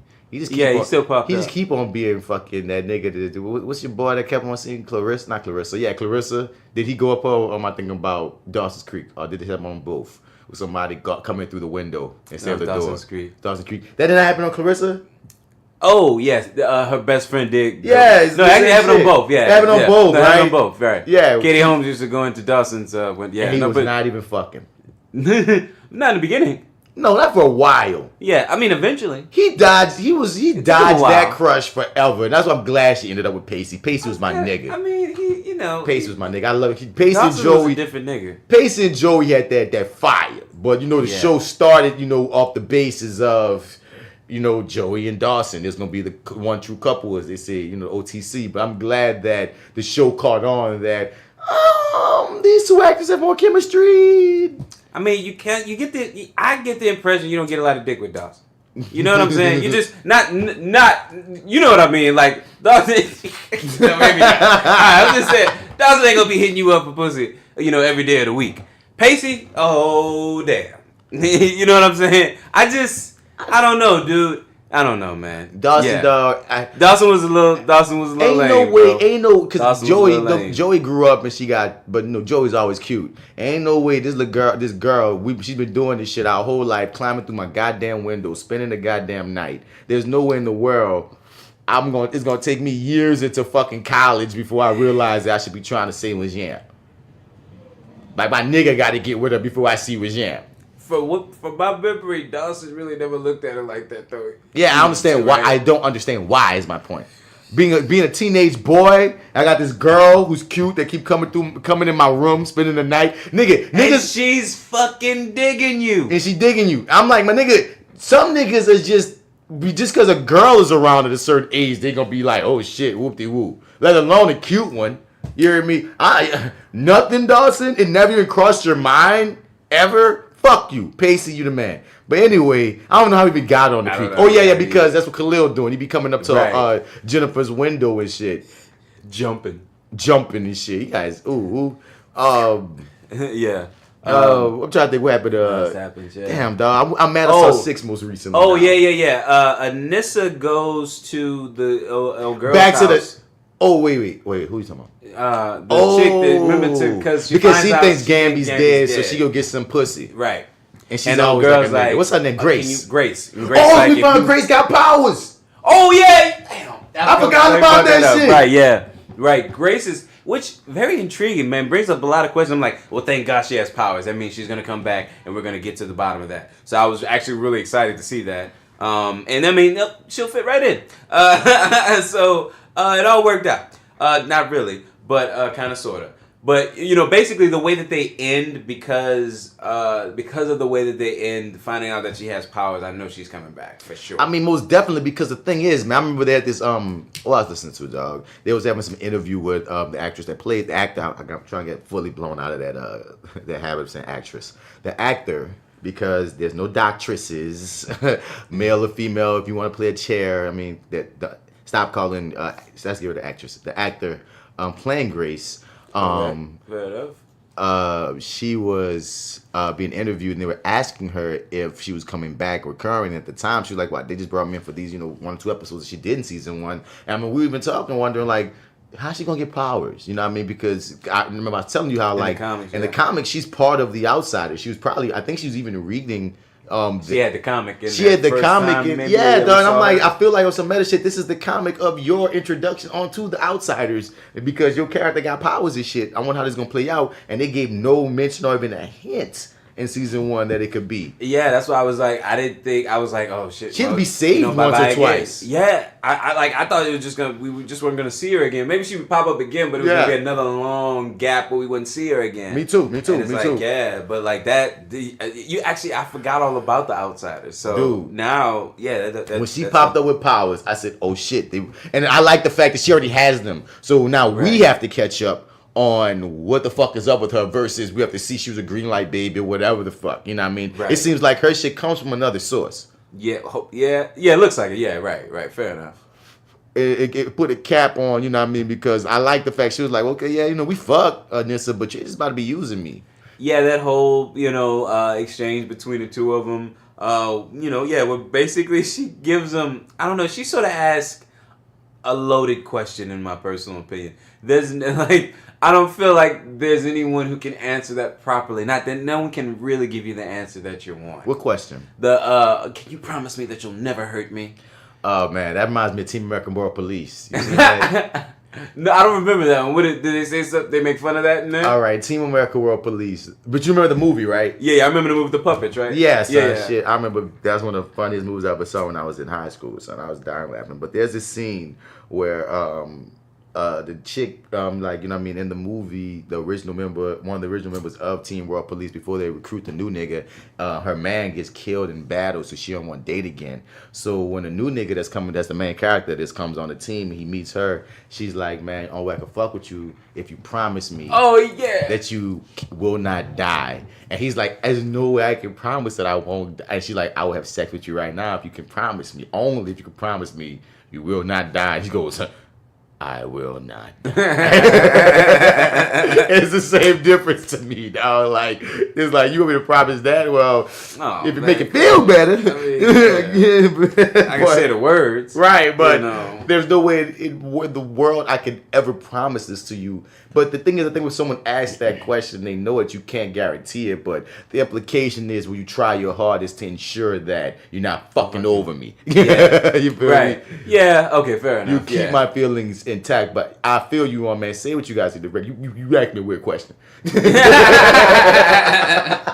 Like, for real, man. But, that exchange happens. And what else happens in the episode? I'm curious to see, because they both have powers, and that's gonna be unique and interesting to see where we build with those two. Right. Jennifer, of course, was breaking out because that's really their uncle and shit. That's what made Jennifer talk to him again in that episode. No, he came to Jennifer because he heard that Gamby died. Right, that's what happened. That's what it was. Yep, that is what happened. Right. Yeah, and they just like steadily in these 2 episodes building Khalil up to be a sympathetic figure. Yeah, and we does he say that Tobias had nothing to do with it? In that exchange with Gamby's death? I don't remember. I don't remember that. Cause I just remember he said he was checking on her, and she was like, "Man, nigga, Right. kind of like fuck you, but kind of like thank you." Right, I don't know. I feel like I don't know if it's that or if it's the fact that I'm thinking of in the next episode. We never find out who actually hired the hit guys at the beginning. But, yeah. Mm-hmm. But what else? I'm with Jefferson on. Jefferson said, basically he's Batman. Gabby's Batman. And so I don't believe that he's dead. Even though everybody trying to be like, just let it go. And when it all built up to him being in that final scene and with his daughter, and he broke down with Anissa, I was like, fuck, yo, like, damn, Jeff, that was your surrogate father. He took care of you, And it went back to what I was saying at the top. But he ain't dead, bruh. I know. I would be so mad when I see him. I was mad. You know what made me mad, or at least... So this is what snapped me out of it. When Lynn went to go get the watch from Gamby's spot. Yeah. And then she brought it to Jefferson, and Jefferson's like, This the fuck you got this for? This is Gamby's. Gamby's gonna need this when he gets back. I'm gonna go put it back in there. And she's just like, he turns into Gamby. Hey, this supposed to get. Oh man, where's my sidekick at? Don't do it. Man. Don't do Jeff. Jefferson, I'm gonna miss my Gamby. I need my Gamby. Don't do my dog. He does. Yeah, Jefferson turned into a Gamby for a second, and like, I just felt like Liv.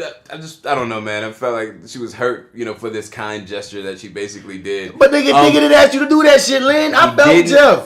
I feel you, but man, once again, nobody, no crime. Once again.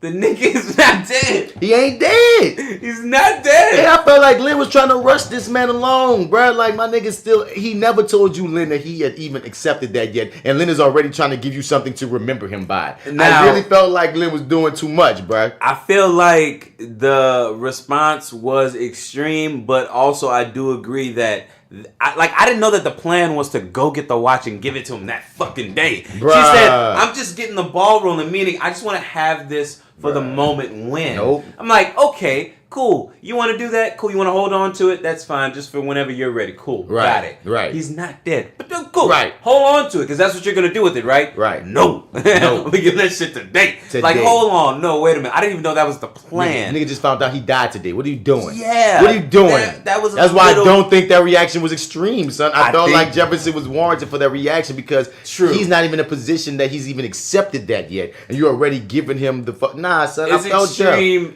I think the response is extreme for a rational person at the time. But he's emotional. Which he was. Yeah, which he was emotional. Right. Right. So, yeah. Okay, because that was the first chink in his armor. Because right before that, we saw him basically telling Anissa, be cool. You know what I mean? Because I laughed because, like I said, I was watching it with Alpha Joe. And I laughed because, me and Joe laughed because he was so smooth and told her, be cool, Gamby's not dead. And Anissa with him was like, okay. They ran straight to Jennifer. Gamby dead! I know. I don't know what happened to Ricky, but I think he got shot. So, God damn it. So once again, I'm riding with, I guess me and Jefferson the only ones together right now and saying that this motherfucker is dead. And, ain't dead. So then when she came with that thing and Jefferson was like, that make it real. That's basically why he flipped. He's like, no, that makes it real.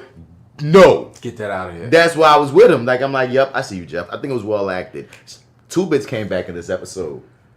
Yeah, that whole I like that whole. I really love 2 Bits, though. I like 2 Bits too. I saw 2 Bits in something else. I can't remember what was it? But yeah, anyway, I saw him in something else and I was like, 2 Bits. Look at 2 Anyway, Bits. but yeah, no, I always dig him when he shows up here. 2 Bits is a cool character here. I don't exactly remember him from the comics. I think he showed up in mine for a little bit, but I don't he was just some gang. No, he was in mine. He was in yours? He was in mine. All right. He was in the comics. He was a cat that I think he was like Jefferson's stepbrother or something. Oh, okay, so I remember he was in, some sort of he was with the family. 100. No, yeah, because he was married to Jefferson's sister, and he was in the 100.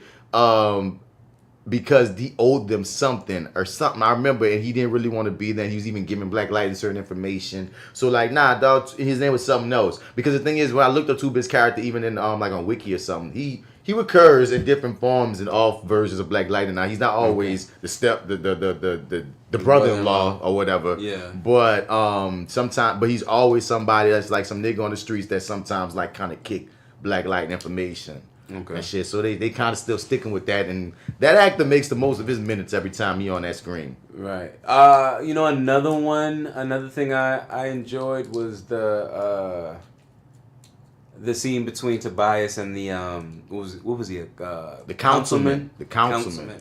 Yeah, that was a great scene. That was a dope scene too. And he didn't even use violence. Nah, he didn't. But I love the way Tobias berates people. It's like that's something that will never get old to me. And having this guy like this. And pause. Let me throw this at you too. Go ahead. He didn't say anything anti-black. No, he didn't. I know. He just shitted on him in another way. Because I was looking for like, where's my anti-black statement, Tobias? He's kind of like, yeah, you fried chicken policies and stuff. Nothing. He waited till the next episode. But he went full blown on episode 6. Thick lip. What your thick lips got to say, boy? Like, goddamn. Came out the thick lips of yours. Shut the fuck up. But yeah, man, that whole council. And even the way that the actor's playing the councilman. He is really not he ain't for that nigga shit. Because he don't even realize, funny enough, he's one of the people that believes that he all talk.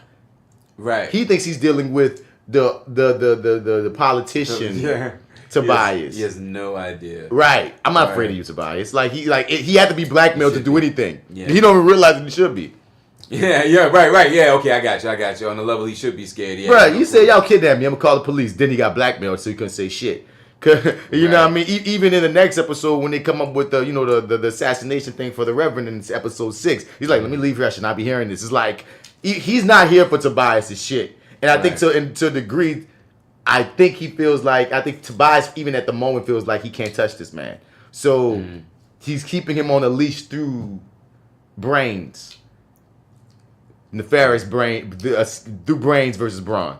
Oh, okay, right, I got you. Because it's not the fear of him like with Khalil. Khalil feels for his life. He has a fear for his life in that manner. Right, which we'll get to in the next episode, which is can't wait to talk about that one. But yeah, no, it's a different form, I guess, of intimidation. Yep. Yeah. But I dug that whole exchange. That really, really worked for me. And then he shows up on the TV, right after with some bullshit. Well, it's anonymous. It's yeah, sure, yeah. But he was in full wink mode, dog. It's all Tobias' plan to get back into the good graces of the community, making him even more untouchable. Because the more that they build towards him being a beloved figure in the community, the more interesting and the harder it will get for Black Lightning to take him down. Right. But yeah, I looking forward to how that plays out. But yeah, man.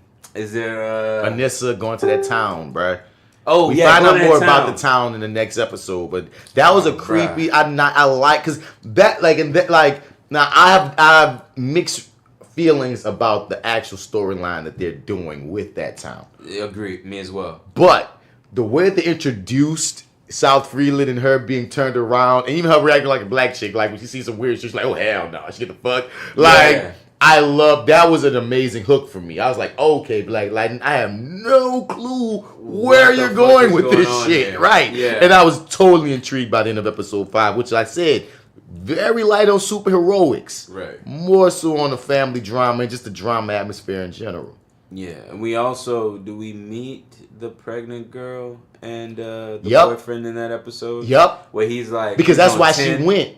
Yeah. And I was wondering why the white boy was tripping. You know what I mean? You find out in episode 6. But right, makes a little more sense. Because I was like, what the fuck's going on? What's up with his goddamn skin? You know what I'm saying? Yeah, and I thought that was going to play out sort of in a different way. And I was like, God damn it, girl, get some gloves. What the hell are you doing? Why are you touching this boy's dripping shit? Nigga. You know what I'm saying? And that was a creepy visual seeing that silver, the element, as we find out it is. Right. Come out, yeah. That was, dude, I did not see it coming. I thought that was going to play out a little differently. It's interesting, though, how it did unfold and sort of what was the story behind that. Yeah, it very, very interesting. Just a weird spot, just a very startling visual to leave on. Yes. And Yes. did its job. Yes. Did its job. Yeah. And What else? a little cameo by Henderson because he don't have to deliver the news about Gamby. Yeah, good old Henderson. Yeah, I mean, we didn't really get a lot of that, but I am enjoying their chemistry, this season. I'm enjoying where they're going with Jefferson and Henderson because they had a scene together too where he talked with Jefferson talking about how much he's given for the city, and I think had to humble Henderson to a degree for him to have to take in you was mad because he kept the secret, but take in how much he did give of his life. He lost his father, and he thinks he lost his surrogate father, but being Black Lightning, whether he was lying to you or not, wasn't easy, Henderson, dog. You gotta take that in. They had to come with sacrifices that you, as the fucking main cop nigga, detective, whatever, front row seat to seat. You feel me? So I like that they have these moments that's trying to mend their friendship again. Right. If they can ever be actual friends. Who knows? Because Henderson gonna keep being Henderson. He gonna fight and scratch about it. But Right. I think that's everything in episode 5 I got, bro. Because episode 6 is just so goddamn clear in my freaking brain, dog. Yeah, that's the one most recent. Took you long enough. We're gonna talk about this later, young lady. I'm telling you to kill that preacher. You can tell Tobias he can kiss my holy. This is some weird stuff. Black lightning. So if we go through this episode 6 situation, son,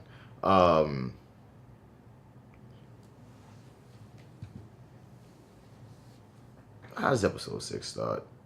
Oh, with these white boys and the chick, the looker. And I didn't look up to see if she was a real character or not. I probably should have. But what did you think going into this? Like when this shit started, like it was intriguing, I was I don't know, I just kind of went with it, it was a little strange at first, but once she sort of, I guess, drains this first guy here, or I'm sorry, what's it called, when the looker drains, I guess these are guys that gunned down the white boyfriend, baby daddy of the black girl that was pregnant, that connected Anissa to want to go to South Freeland, right? Didn't they do something to him? They're the ones who fucked him up, right? And that's why she's saying, I don't know. Oh, no. So what I thought was, because remember, they don't know where Deacon is, but Deacon, that's his name. That's his name, yeah. The dude from the other tribe or whatever, or, gathering, if you will. Squad. He, remember the guy that storms out? Was like, I don't want to take that baby. And it's like, what did you do? And it's like, oh, he really killed. He's the one who killed Deacon. Yeah, because he had a thing for Anaya. Right. Yeah. Because he was like, she chose him over her. Yeah, the white boy. But we get to that later in this episode. I don't remember. I don't remember why she kills that guy exactly, or at least why they get into it. But I know she was like, it's something about one of hers that isn't working. Maybe she's talking about Deacon or whatever. One of hers isn't working or whatever. It's something of me that's not working of me or something like that. Destroyed, addicted to opioids and meth and anything else that you could get your hands on. Now you live comfortably. You eat well. Your veins are clean, and all I am asking for is a little appreciation for you to do what I need done without excuses. You didn't help us. You made us slaves. You're worse than the drugs. You're worse than the per D. You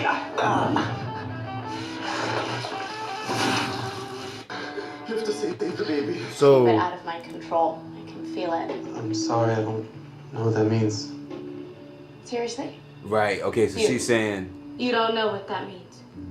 One of hers is feeling out of control with Deacon. Depend on you. And basically, but really truthfully, this scene honestly is just so we can learn what the fuck is going on with them. Right. This is to kind of give us a scene. visual about what this is. Because this basically her telling us that she took over she came to South Freeland, she gave the white people the element. Now they got powers, but now they feel like do whatever she says. She got to be in control and shit, and this and that, and it's and that moves into we'll come back to the whole topic of the per D and the white folk, Shylock, whatever the fuck they call them. We find out very quickly that Gamby's not dead. Yeah, Gamby just sort of shows up, and I'm like, is this a flash? Nope, he's here. That's the guy that tried to kill him. All right, cool. Gamby's back in full effect, bitches. To me, they get it. I'm back. You guys thought I was dead. But guess what? You can't keep a good man down. They could have given us more episodes without him. Oh, Could you have given really? us at least 2. I mean, how long we gonna play that game, man? But not It's the like- very next ep, because they made us sit through the motherfuckers mourning for an entire episode, son. So I'm like, if you're gonna give us a whole episode of mourning, at least let them be gone for a little while. Like, even if it's 2 eps, because to see him so early is like, and when you look at what he did in this episode, it was virtually not needed in this episode. Yeah. You didn't do anything but watch. And he had this little handheld fucking drone shoot thing. up a few people, then it got broken. But I'm like, son, this was not necessary for this episode. He could have come back in the next one and still did the same thing. He could have. You're right. Or not even gotten involved, just watched or whatever, because he virtually did nothing but establish that he was alive. Right. That was it. And that we have a storyline where someone wants him dead, most likely the government. I mean, Right. what have you. Yeah, I could see that. I agree Or with his that. shadow organization, whoever Right. it is. Whatever we're doing there. You know. Right. And Lynn is reeling from, like I said, she's death tripping of out the because, 14. dude, and that really freaking sucks because her whole deal, as she even explains later in the episode, was about life. And like they just lost Gamby. Then she feels responsible for losing those 14 because it was her idea to, it was her shit that put it in motion. Yeah. You know what I'm saying? And I so enjoy that even later in this episode, how she has to be the one to tell the families. Yeah. And get that whole backlash, that realistic backlash of, yes, some of y'all family members are dead. We couldn't do anything about it, and we can't tell you who is and who isn't. And she feels like shit because she's the only one in the entire facility that even cares about the lives of these people. Right. Yeah, some might argue not realistic enough, man, like that. Because it's something, like, so you take into account, like, oh, shit, she's just telling them now, and then when you're bombarded with all these questions of just, hey, okay, you told us 14 died, and now we're fucking losing our shit now. Yeah. Which ones? You like, right. I can't. So and so. You shouldn't even announce death yeah, until. if you couldn't answer that simple question, right? And also too, because you also got people there who might be afraid that their kids or family are dead, and they're not. You're scaring unnecessary people. But my man is like, this photo right here. This one. You seen her living the dead. You seen her? Is she living the dead? Right. This one right here. Her name is Tanisha. Yeah. You know she's living the dead. I'm like, come on, Mopisha. Come to the door. I'm just like, okay, man. This was all handled terribly. Awful. And this isn't y'all fault. This is whoever's idea this was. Right. And that was just a terrible way to do it. But what if we found out later that Bill Dukes set her up?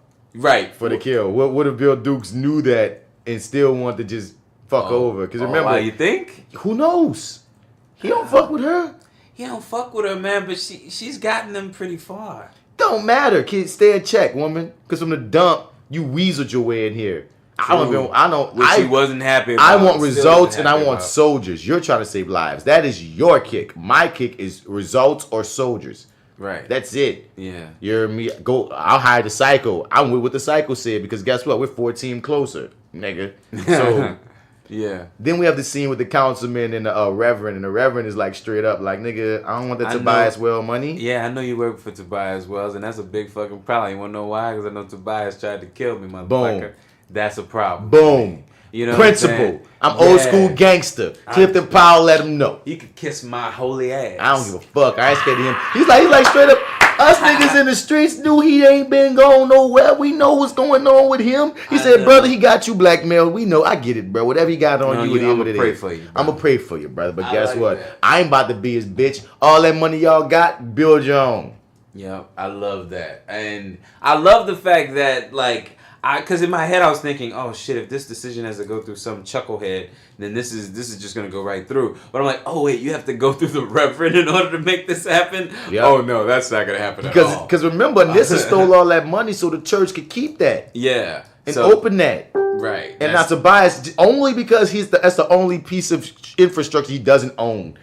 Some pride, ego shit. Unless he has some bigger grand plan we don't know about, which he might. Right, he might, yeah. But the whole thing, because, excuse me, it's so transparent. It's like, well, we're going to move it out of this crime-infested area, you know, to a place where it's going to be more difficult for people to get to.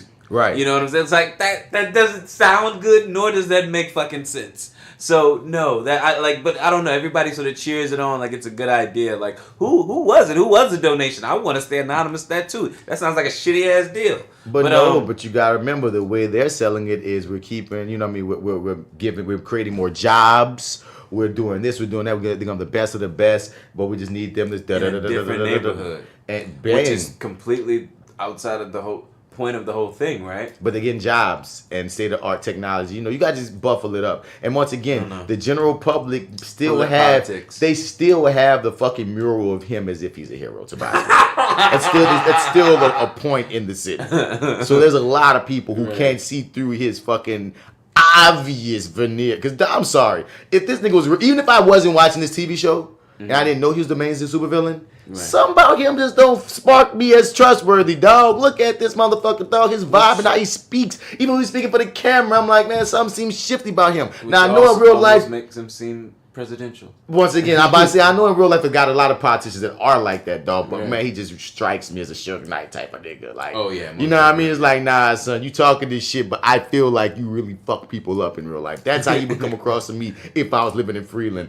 But no, he's a hero. That's a perfect. No, he is a very Suge Knight-esque motherfucker. No, I agree with you. Just saying, man. Indeed. And then like since Reverend Clifton Powell don't want to play ball, the councilman, you know what I mean, let him know, and Tobias tell Khalil, you got to murk him. Yeah. And Khalil, like, in the church, I got to murk a reverend. What the fuck is wrong with you, dog? 0 to 60 much? Why do I gotta explain myself twice, little nigga? You know what I'm saying? Nigga, I gave you legs. Nigga, you gonna run and jump to do the fuck I say do. All right? You bitch. Yeah, bitch. And also, I missed the nigga the first time at that candlelight service where... You got shot? Yeah.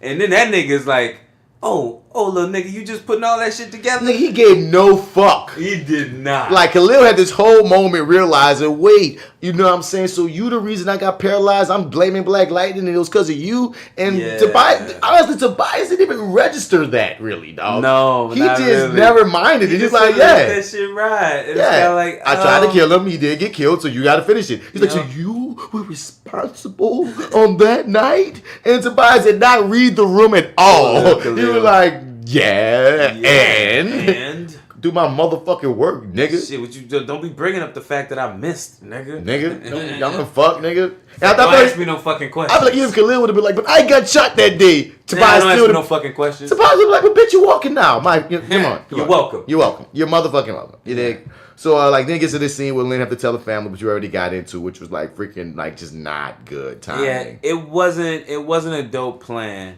And then and she's really reeling from it. That's what made me I felt so bad for her in this episode, because like on all fronts it's not really her fucking day. You know what I mean? It's just not. It's not. And from the minute she at least from the minute we see her, at least before the credits start, and she's sort of just kind of taking all that shit in that she's got to, now tell all the parents. And then we get to the parent scene, and that shit just goes so fucking left. Right. And then they ready to beat her up. Huh? They ready to beat her up. They ready to... Yeah, they are ready to get They got that one amazing scene where they got meta and they validate everything I be saying about this show. Wait, what part? When the nigga go, I don't hear this from the white people, lady. I'm going to hear this from you. Yeah. Yeah. And did this happen? And then like the whole crowd was like, yeah. Wait, no. That's not what I mean. But no, that still validates. No, that's something I loved and enjoyed and I laughed at. But no. It was 2 Bits in episode 5 that validated something that I've been saying. I'm sorry. Okay, what's that? 2 Bits said, man, because he was when Gamby did, because Jefferson went to the bar to get drunk as fuck, nigga, and he almost fucked somebody up. And 2 Bits was like, yeah, man. Gamby like besides the police, the only white people in the whole city. The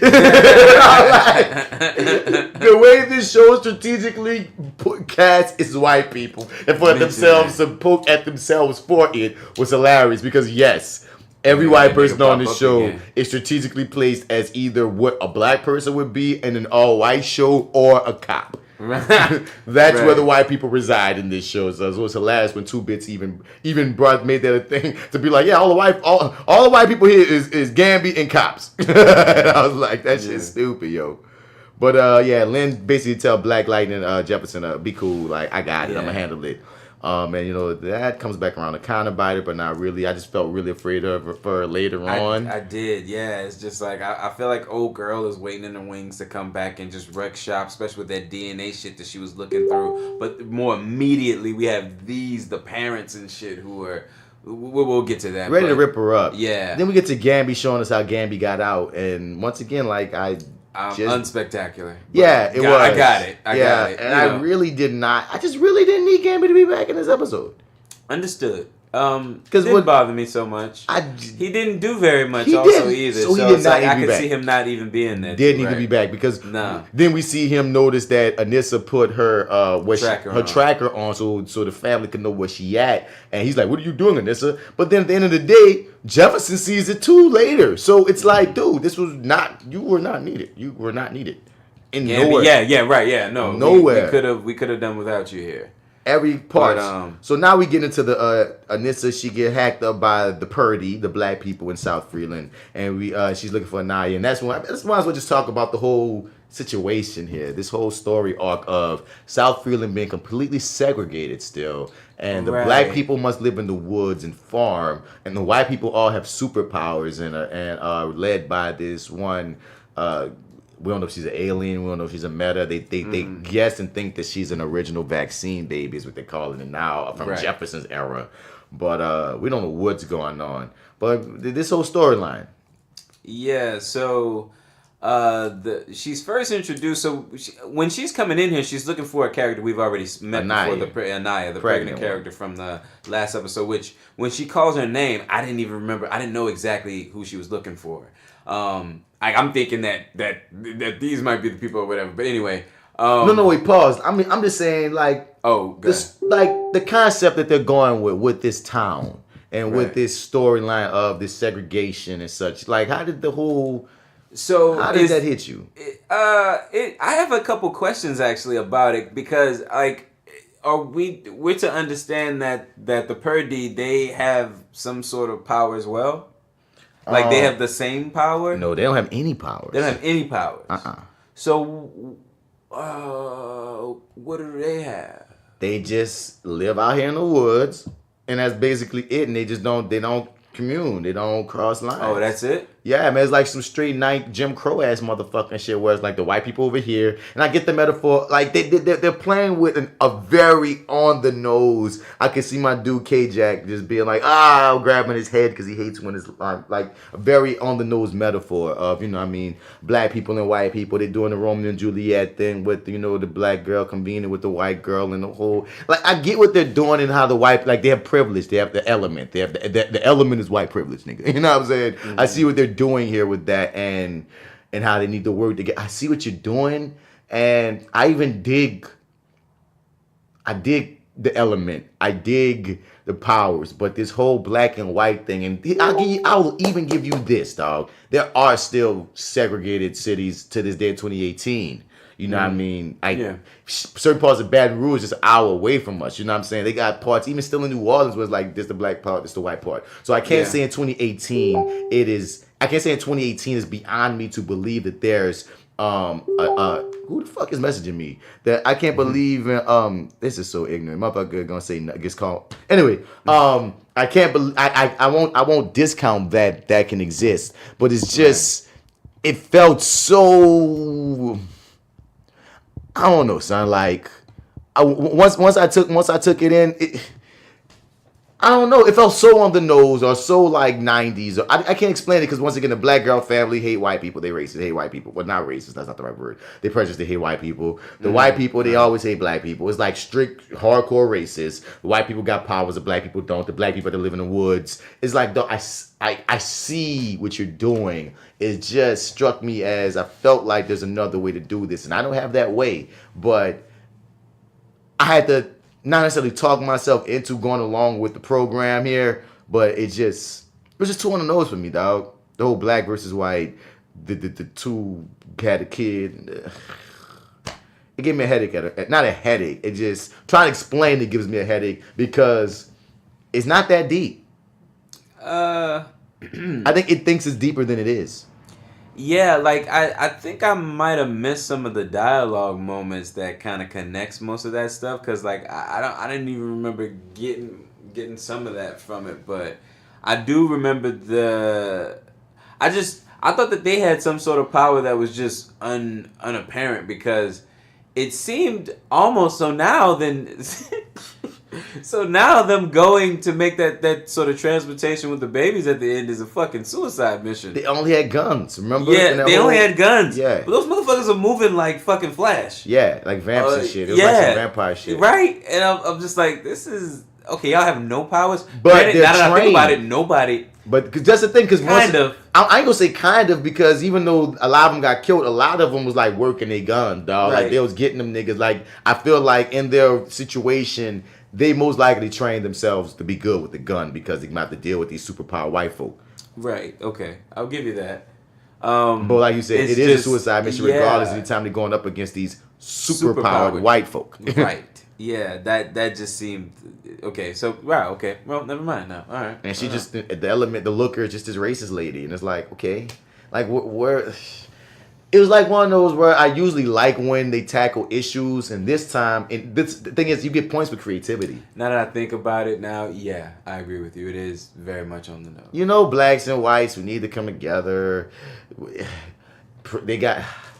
You get points for the way that you're flipping it through the superhero lens. It's just, it's such an, it's just exhausting for me. Right, it's an exhausting topic. You dig? But and okay. And once again, K-Jack is often like texting me about how soft we are on Black Lightning. And I'm like, I'm not even trying to be hard or soft. I just, take it in how I take it in. Right. And honestly speaking, when the way this whole storyline played out, I wasn't like, oh my God, fuck it. You know what I mean? I rode with y'all, but I rode with y'all still knowing that when we got to talk about it, I was going to be like, on the nose, but I'm going to watch it, Yeah. I'm going to see what y'all do with it. I'm going to see how it rock out, because it was still interesting that, because the old girl explained it all through exposition, Anaya, or Maya, I forget which one, I think it's Maya. But, and her parents, like, when they saw that she had twins, and when they saw that white baby, they were like, nah, they really, I felt like, what y'all gonna do with it? Like, y'all gonna kill it? Like, what y'all was about to do with this white baby? What's the plan with the white baby? Yeah, even this was like, nigga, no matter what, it's still your baby, though. Right. It was a strange response. Well, no, I guess it's not really, but it was real cold. Like, actually, I think she carries the baby into the next scene. No, when the baby come out, the mama don't want to deal with it. When the mama see it, get that shit some moms was not trying to deal with the white twin. They was happy to see the black twin. Yeah. They did not want to deal with the white twin. And then when they saw they both got some elemental powers in them and shit, it made it a whole different thing as well. Right. And then, it became about, this moment when this was very scary. The moment when Lynn is on her way home, it seems, and is so this is the wrong way to do this. First off, but he rear ends her, and then jumps out of the car and bombards the window. Once again showing that same fucking photo. Because it's gonna make a difference now. And is just trying to get an answer whether or not his daughter is alive or dead. And Lynn, fearful, and also seems like working through some other shit too. Mm-hmm. Just kind of speeds off, and he's like, "Please, ma'am, please tell me." I'm like, "Motherfucker, you really going about this the wrong way." Which I understand your friends. I understand where you coming from. I definitely. But you scared the shit out of me, and if Lynn was strapped and she shot your ass, she would have been fully justified. Yeah, But I also feel like in the world of Black Lightning that there's a scenario where this could have played out where you got the information you maybe not the information you wanted, but at least the truth of the matter. I mean, she ain't got no information for this nigga though. He rear-ended her to find out to see if his baby dead, which I feel, but she keep trying to say, I don't know. Like, she got terrorized, dog. Like, for real, I feel so bad for Lynn throughout this whole episode, son. Even her daughter, like, she tried, her daughter see that she fucked up, and like, I understand the point Jennifer was trying to make, but one, it wasn't the time, and two, you wasn't good at it. When she still so hurt the next day, and Jennifer like, yeah, remember how you telling me that my power was tripping out, it's my responsibility, even though it's not my fault. That whole awkward exchange, I was like, pull in. I'm like, yeah, but I was like, I think I got what she was saying, and I didn't think it was as harsh as Lynn took it. Right. But I was just kind of like, yeah, this is just not your day, darling. I understand. I hear you. And Jennifer, sometimes though, how to say less. Say less. It wouldn't hurt. Say less. Just it wouldn't hurt. Less. You think feel about me? it. Think before you speak, dog. Like you just totally blew your mom. You heard me straight up and down. Yeah, you ruined it. So speaking of Jennifer, we get to Clarissa explains it all moment. They sitting on the roof and shit, and Khalil's explaining to her like how Tobias does he tell her straight up Tobias wants him to kill the fucking Reverend? I think so. Because either way it goes, they have a nice little moment where she's like, I ain't gonna leave you hanging because my nigga, I know you. And this ain't you. You done made some bad decisions. You feel me? And that's 2 times that this happened in this episode that I appreciated, where Khalil says, nigga, because of the choices I made, I'm on this path. I can't be normal. And he say, I love that even Jennifer telling him, man, you over this year, you made some bad decisions, but just because you make bad decisions don't mean you're a bad person and you can come back from this. I'm glad that I love that angle because it made me think of like people who go to jail and they can't vote, or they always looked at as the bad motherfucker, even if you can make bad choices, but you should be able to redeem yourself. Same shit with and on the flip when Anissa trying to tell them like, I don't give a fuck how that family in South Freeland, the black people, I don't care how you feel about this baby being white or whatever. That's still your people's, and you could be mad at your daughter later. And it was like, why you care about this family? And Anissa said, because that's how I was raised. I was like, yeah, word, nigga, word. Right. That was just like, I just love that moment. Like you raise a child up right, I just love that moment. Right. That was a great moment. That was just a great moment, period. And Jeff was trying to tell Khalil basically to fight back, and that's my whole deal. Even though we found out later that Tobias is more powerful and got more hands, but I'm so glad that Khalil at least he gets the freaking gall to fight back. And I wipe my own ass. I'm just saying, nigga, you got super strength, son. You should at least not be Tobias's bitch. Yeah, like, or at least try not to be. He got his ass kicked, but I was just like, he got the brakes beat up. I thought he got murked. I thought they killed him, but I was like, oh, okay, so that's not what we're doing. And Tobias enjoyed it. Show what the fuck it looked like. Because even though we flash forward and like he goes to try to kill the Reverend, and he realizes he doesn't have it in him to kill the Reverend, and he even tries to tell him you gotta bounce. And Rev like, my impression was that he went there to tell him to get the fuck and not kill him. No, that was the first thing he told him. No, he didn't want to kill him, but remember he told him to leave, and he said no. And Khalil started doing the death lock, like he about to murder him. I thought he was like trying to scare him or whatever, and then that nigga started catching flashbacks, and when he tried to scare old boy and he broke his fucking neck, and then he was like, you know what, let me just stop this. Nah, nigga, I took it as he decided, well, I got no other choice, I gotta kill him, and then in the midst of watching your boy die, I'm not about to kill a Reverend, and that's why he threw him off like, fuck, you know what I'm saying? Like, so he was like, he didn't want to. He for a second was going to, and then going to, and then you know what I mean, he had to take that lick, and I'm glad, like I said, that gave him, because Tobias basically was gonna whoop his ass anyway, and after seeing Tobias torment him for episodes, even though he got the brakes beat out of him, and he might even be leaving Freeland, you know what I mean, I'm glad he had his little moment, love, like I ain't no hoe. Yeah, it was a semi-epic beatdown. But ain't nothing send me about it, dog. Like he beat the shit out of it. Probably should have been more blood.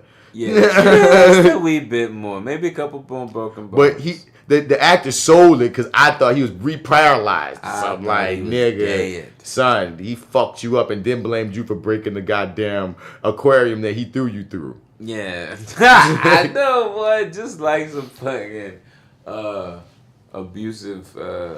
Some abusive like father shit.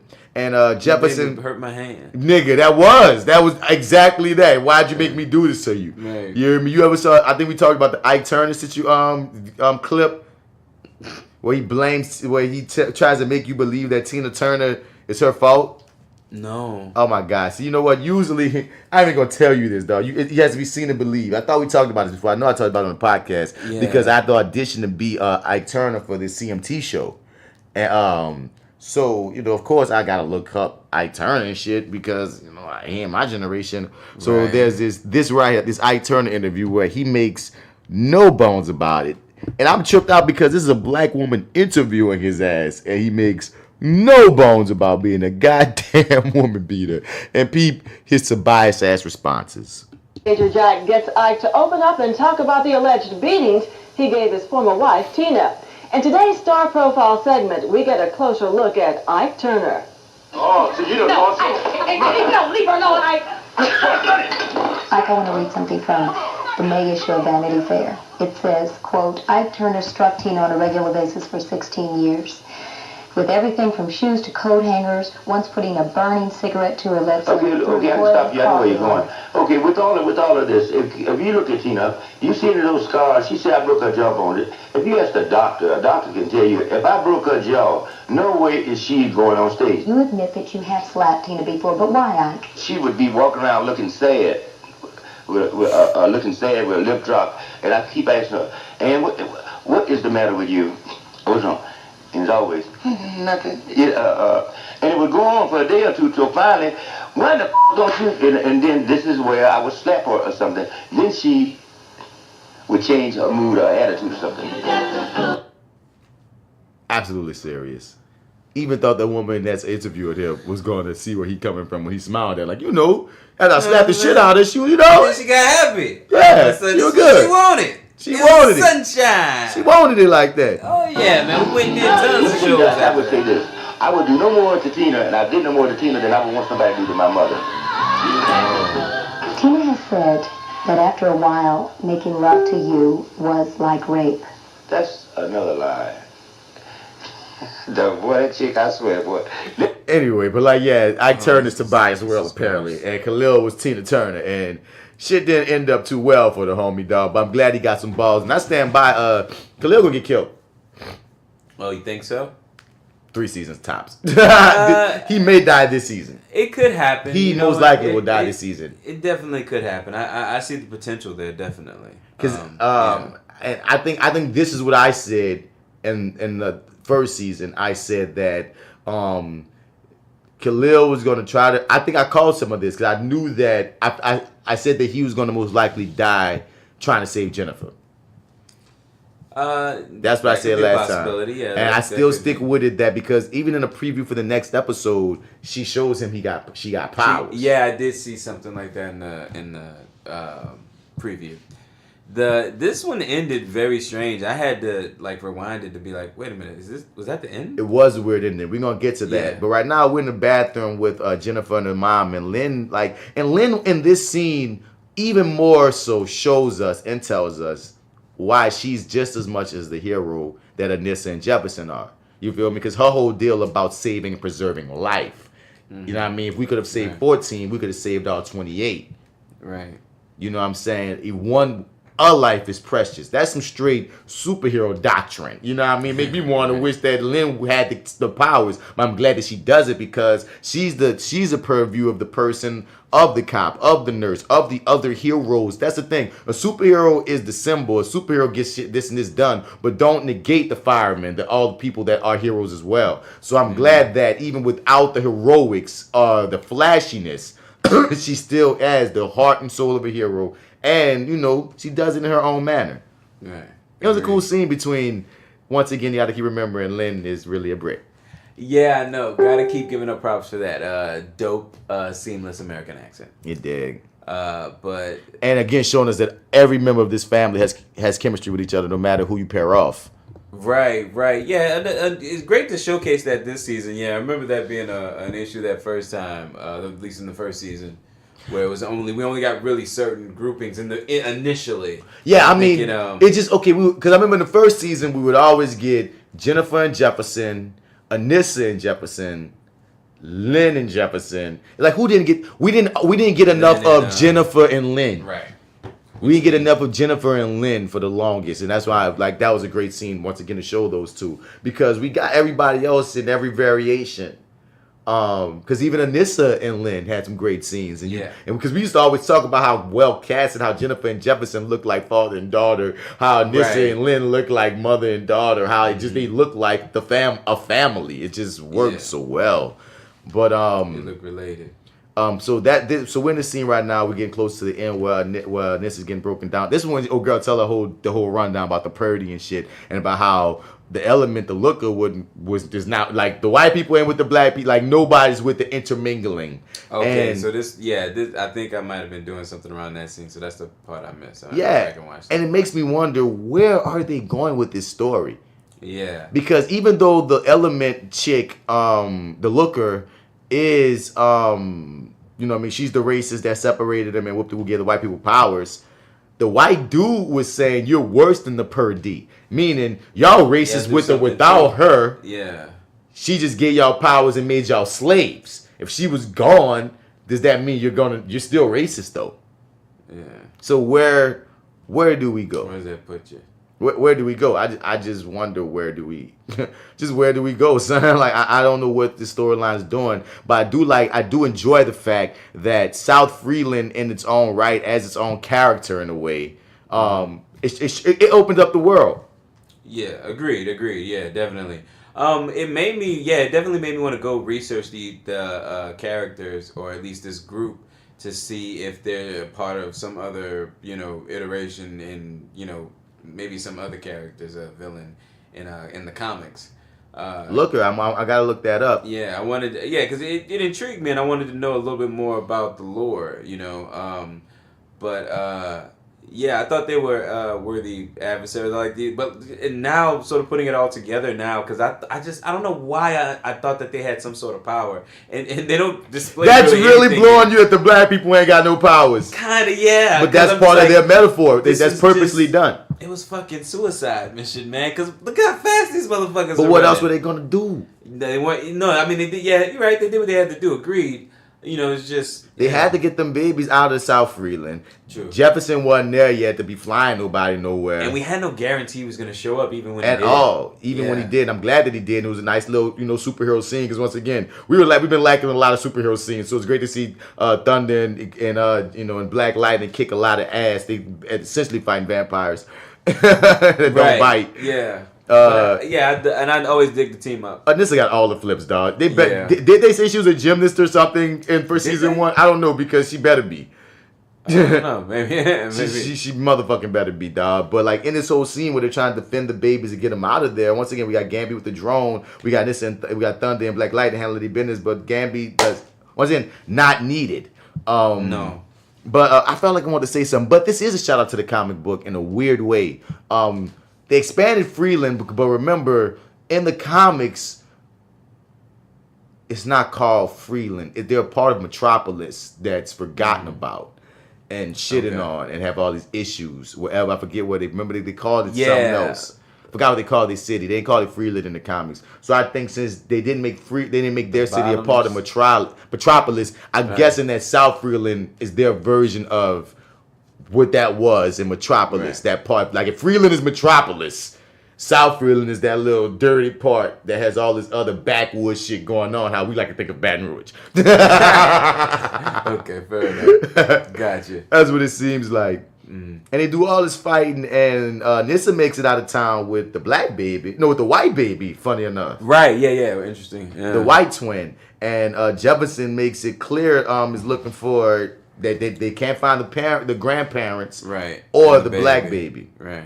So and we eventually find out that the element chick gets her hands on the black baby. Before we get to that, we got this scene with Khalil and Jennifer after Khalil got his ass whooped.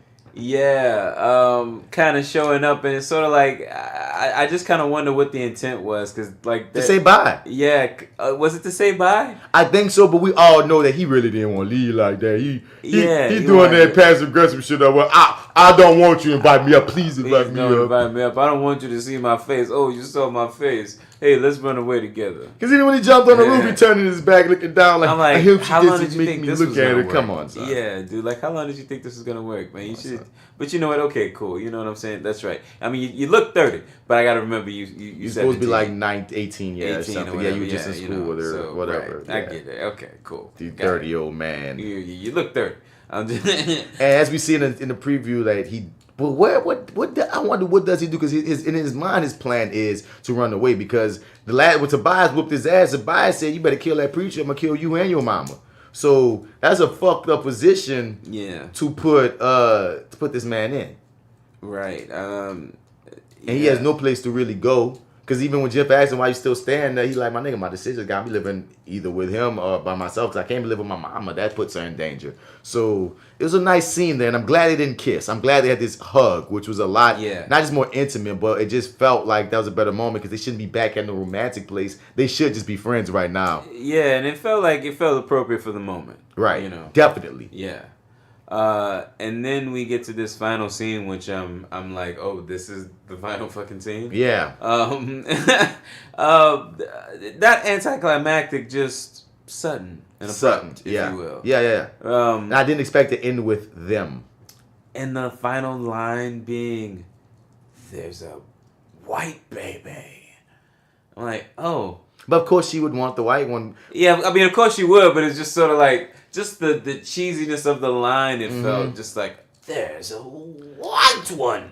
I'm not fully understanding. Dun, dun, dun. I'm not understanding the beef beyond racism. Like, so is this, y'all just still racist now? Like, is that what's happening? Like, is that what we're doing? Why do you hate these black folk? Or is it just, like, once again, racism? It just answers racism. And I didn't enjoy this enough to carry it over into the next episode, which I was like, oh fuck, why choose the white people powers unless it's just racism? Yeah, that's a good question. I don't know. But I was also trying to figure out what was going on today. So I'm like, so the baby is sort of already infected, and elemental, whatever, if you will, naturally, from birth. So. That's why there's no. She can still see through him. She just can't. I don't think she could fuck with him. Oh, okay. I don't know because I wasn't sure in the end when she was holding the black baby. Was her plans to kill the baby, then realize that, oh shit, my powers aren't working on this baby, or was it only to look through the eyes through her elemental things to see where, I guess. To see something through the baby's eyes, because remember that silver, the element shit connects them all. She can look through the eyes of these people through this. So she looked through the eyes of the baby and saw the baby had a twin white sister or brother or whatever. So it's like, I don't know. Like this, they left a bunch, and it's good to leave questions. They left a bunch of questions. Yeah. I just have no clue. Like I ain't gonna say I have no clue because it seemed like even if you watch the trailer for the next episode, Jefferson finds a baby some kind of way. Yeah. You know what I'm saying? Right. So, it's gonna end up pretty cool. I'm not cool. It's gonna end up. They're gonna tie the bow, you know? Yeah. But I don't know where the story goes or what's the purpose aside from the obvious. Yeah, me either. No clue either. I was kind of wondering are they trying to build something here? This is something that we're gonna revisit at some point, maybe potentially. I don't know. I can't exactly see the trajectory of where we're supposed to land with this, but I guess we'll maybe get a better idea at the end of the next episode. They have more story to tell. I mean, you have a full season to stretch this out. It's just why are we spending 2 episodes on these folks? But okay, you know what I mean? Okay. Even like once again, dude, like the way the show has treated race up to this point, I've dug like once again the simple nature of how you cast the white people, how black people are cast, how a lot of the privilege and how a lot of white people are cops and shit, and how y'all place them. Like that's all been so like nice and subtle. So when you decide to enter this full blown, we're in a town that's segregated and the white people have powers, it made me go, come on, guys, like. I'm rooting. I'm once again. We have more season. Yeah. I'm hoping that it goes more left, goes in a direction that's not as I don't want to say cheap. I don't want to do them that, but dog, I wasn't excited by that turn of events, even though I also was still entertained. It still kept my attention. Right. You know what I'm saying? Yeah, it rarely doesn't. It rarely doesn't entertain. At least that's something you can kind of give the show every week, right? Right. That it always kind of hits that note. Sometimes I feel like you're better than this. Me certain times I can see where K-Jack come from. I'd be like, all right, y'all better than this one. Because you showed me this. You showed me that. You know what I mean? So when you do this, it's like...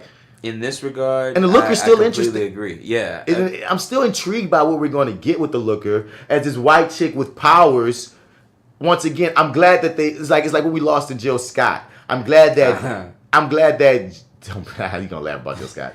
I'm glad that Tobias isn't the only villain.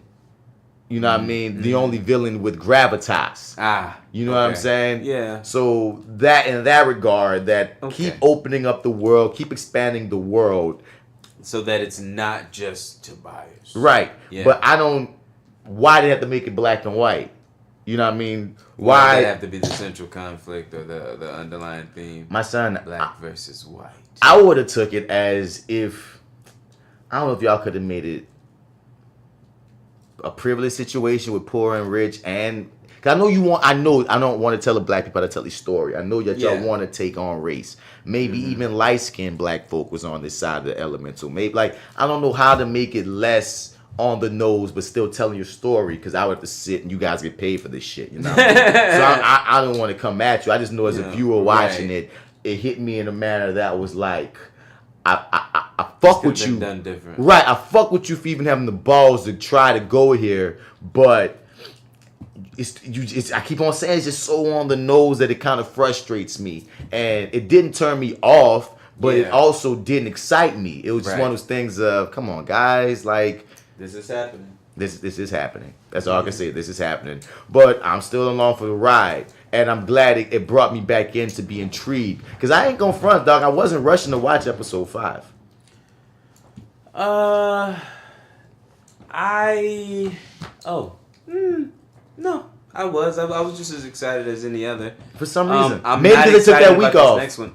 Oh, maybe that is. Maybe lost a little momentum for Maybe I lost some momentum for me because I've been in supernatural world. That's what I was so gonna to say, pry myself out of my destination programming is like, you know, and I still Arrow out of all the CW shows still has my attention the most right now.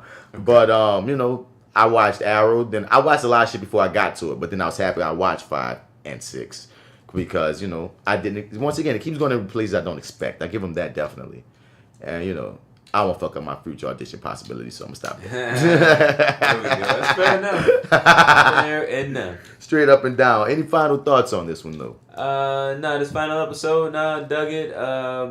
Well, I think for the most part, I'm not super psyched to continue on with it for another 42 minutes.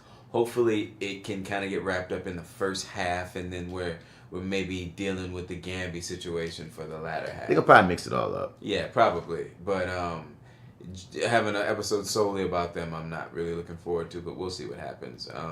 You know, I'm always there. I'm always going to be tuned in, and, you know, we'll see what happens. I mean, like I said, we already basically committed to this show. Yeah, come on now. So, nigga ain't going to stop. We're going to see where it's going, and there's no way I could forgive myself if, I'm watching all the CW with all these white cats, and I ain't watching the black show. Oh yeah. So, well, not even just that. This show is pretty dope, man. And yeah, it's not like it's fucking hurting me to watch or anything like that. But it's just one of those things of, you know, I'm a completist, and I think the supernatural thing kind of fucked me up, though. But I'm still happy to be watching Reviewing That Light, and I'm still happy to have what's going on. You got me intrigued to go back to it now. Now it's like, because now it's fresh in my head. I'm probably going to try to knock an episode out of it, at least, to get back on track on there. And, I mean, you have so much homework. Yeah. Like. But it's all, at least what I have now is easily accessible, so I should. Yeah, it's mostly Netflix shit. Death Note, right. Supernatural. What was that third one? Full Alchemist. Full Metal Alchemist. If you want to get into that, but you know, we're still trying to figure out a way to get you some damn My Hero Academia. Yeah, that's the plan. You hear me? But maybe it'll be a Black Friday sale. Because Black Friday. I could probably just figure out and do for you what I was doing with the Titans.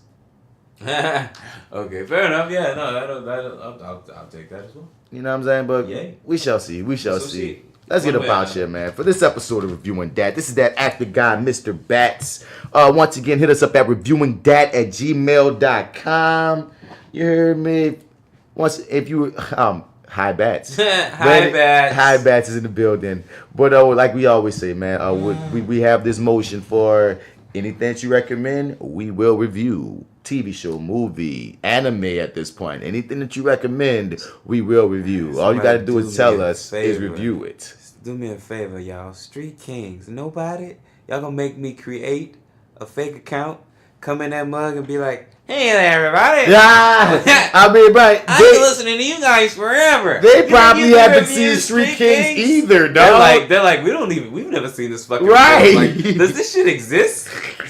How do you spell it? Dude. Who's in it? It's not like it's on Netflix or Hulu. It wasn't big, bro. But it's gonna happen, dog. Just like we're gonna finish Luke Cage at some point.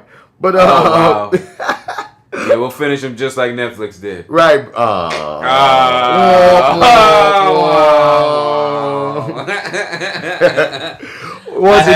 had to. Once again, like for this episode, hit us up at FlyWithBats@gmail.com if you want to holler at the main cast over on that show with Alpha Joe and D-Mac, Mastermind. So what we got coming up? So we're going to be talking, you about to see Creed 2. So at some point we're going to get the Creed 2. We're definitely going to cover Widows because I'm very excited to see Widows. I want to see Widows too. We don't have no comic shit coming. No, not until Aquaman. Not until Aquaman. Of course, we're going to stay updated on Black Lightning, Titans, hopefully Supernatural and such. I'm trying to think what else we got to look forward to. And we have not talked Empire in a minute. And I have not watched the last episode or 2 of Empire. Yeah, I'm like 3-4 episodes down now. I think tonight's going to make 4. I'm behind. But I'll scroll past it on my DVR thinking, yeah, I'm going to get to this. And I forget what I wound up watching instead. But yeah, I gotta just make a note to remember to at least watch 2 episodes, man. Because I think I watched part of 1 when I was here, and I was like, I'm just gonna wait to watch when I get home, and I never got around to it. Well, we're gonna get to it. Yeah. And American Horror Story just ended. It blew J.Steel's mind, so she probably gonna have a lot to say on that. I saw the first 3 episodes. I tried to get into it, and I was like, well, I haven't really come across a lot of connections yet, so I was like, I didn't go back to it. And it was one of those, situations where, it just wasn't easy to watch. So, I didn't go back to it. But hearing that makes me want to. So I'm gonna see if I can maybe find it on demand or something. That Superman joint coming to select theaters, man. The sequel to the Death of Superman. Did you catch the Death of Superman? The animation? Yeah. Yeah. And we talked about that, right? Yeah. And the one, the Reign of the Superman, is going to select theaters. Funny enough. Oh, is it really? Yeah. I'm curious how they do that. I'd be curious to check that out if that's a part of my my A-list. Oh yeah, you're a Stubbs member, AMC status. Yeah. I'll see. I'd like to go. How you feeling at Stubbs? I don't really use it so much. I'm having a hard time finding the time right now. But like really, cause I don't know, dude. Like shooting these the nightclubs and the restaurants and stuff. It was cool when it was. I don't know. Now we have to shoot the football games and all that other bullshit. So it's just like when I'm like, oh man, I'm gonna go see Bohemian Rhapsody. It's like no. I'm gonna be shooting. I heard a lot of great things about Bohemian Rhapsody. Some of the podcasts I listened to reviewed it. One of the main things they were talking about was how it feels more of like a Freddie Mercury story instead of a Queen story. Yep. And how also one thing that was brought up was it's a very positive and fun movie, but it felt like they didn't go through any trials and tribulations. It's like success came, and there's sides of that story of like at least some kind of struggle that's felt left out, which probably could have served it better. I've heard similar things. Yeah. Other than that, people are digging it. Yeah. For the very first thing I heard about it was like, it was amazing. Yeah. And then after that came the sort of mixed reactions, if you will, or just personal feelings about the film.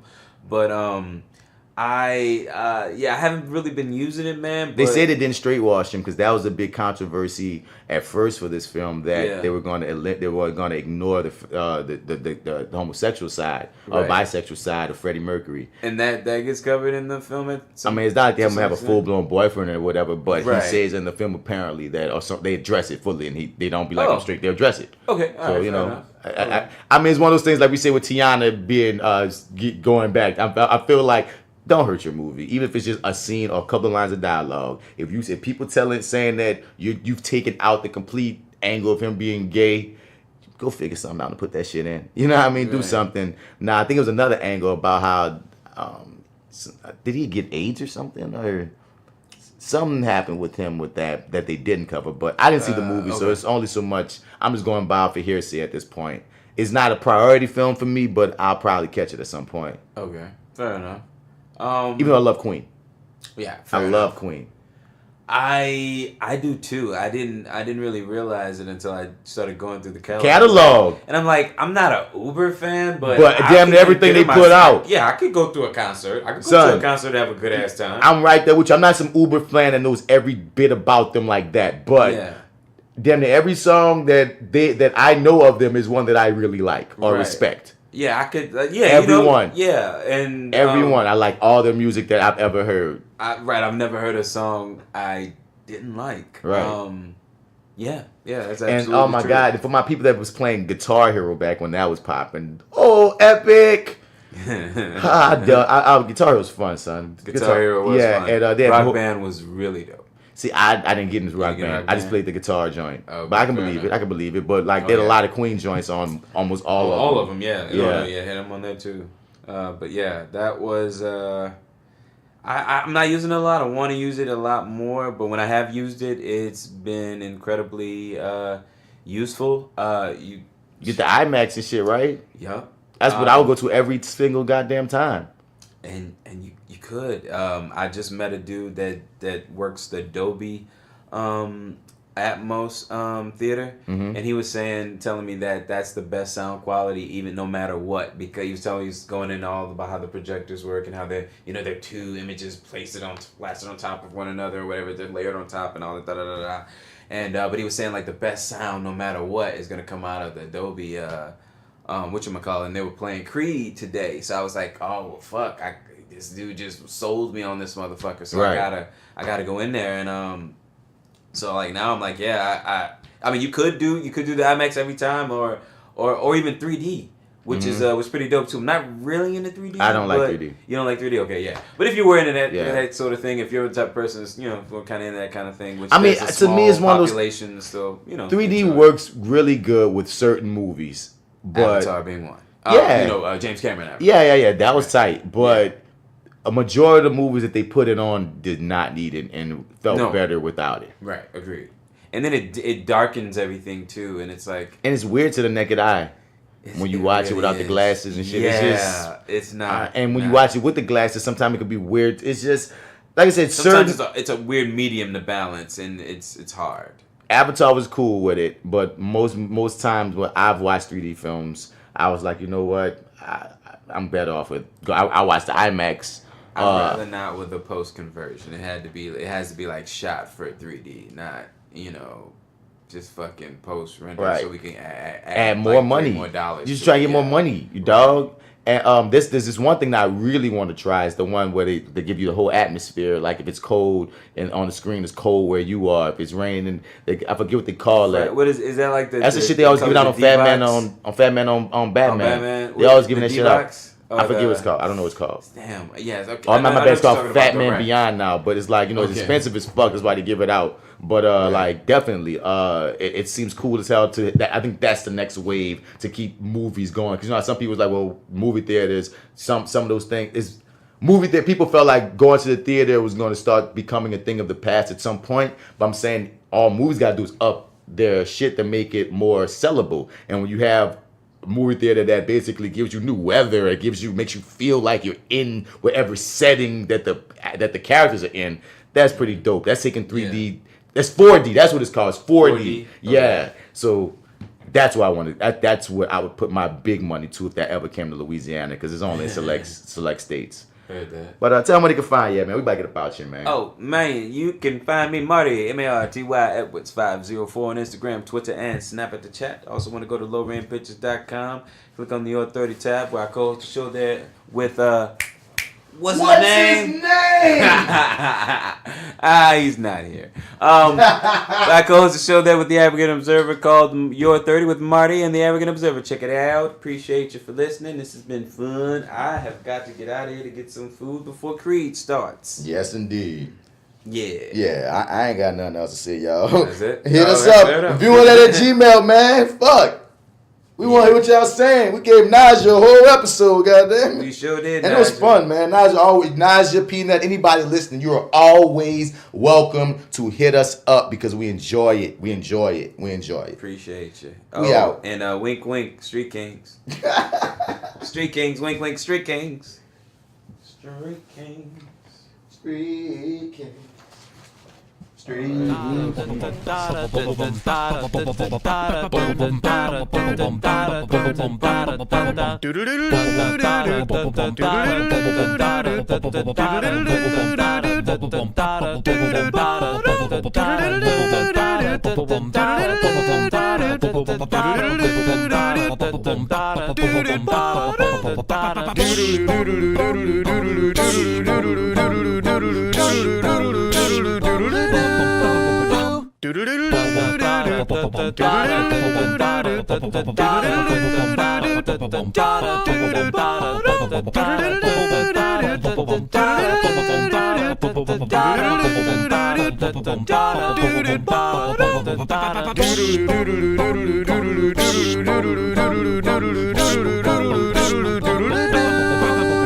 Do